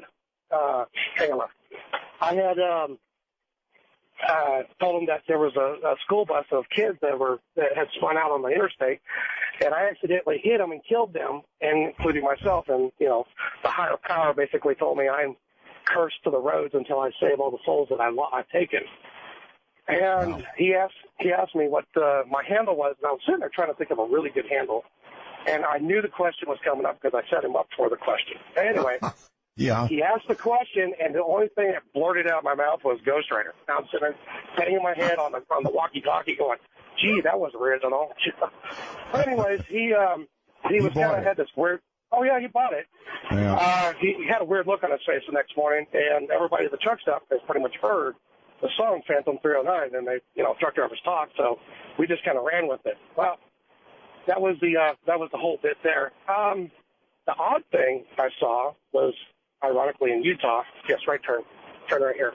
And he, at mile marker 56 on Interstate 80, it wasn't exactly dark, but it wasn't light out. It was good dusk. Gotcha. And I saw, it was on the southbound side of the interstate, and there was an orb that lit up. It's about a mile off of the road, probably about 200-300 feet above the ground. And you could see around the orb. You could see behind it. Okay, you gotta hurry. We're running out of time. Okay. Well, what happened is one appeared next to it, one appeared above, and it just fired straight up in a column. and they all disappeared. I was just curious, has anybody else seen that before? Have a good one. All right, take care. Keep it together out there. On the road, definitely. And by the way, the prize might go to Lori. I don't know where Lori is, but she sends me a wormhole message that the most evil thing she ever did was typing out an IRS audit letter to her sister. Ooh. That might be the winner so far. I'm not sure, but it might be the winner. We're out of time, leaving the lines all full. I love open lines. I really do. You all be good now, and I'll see you next week. Good night.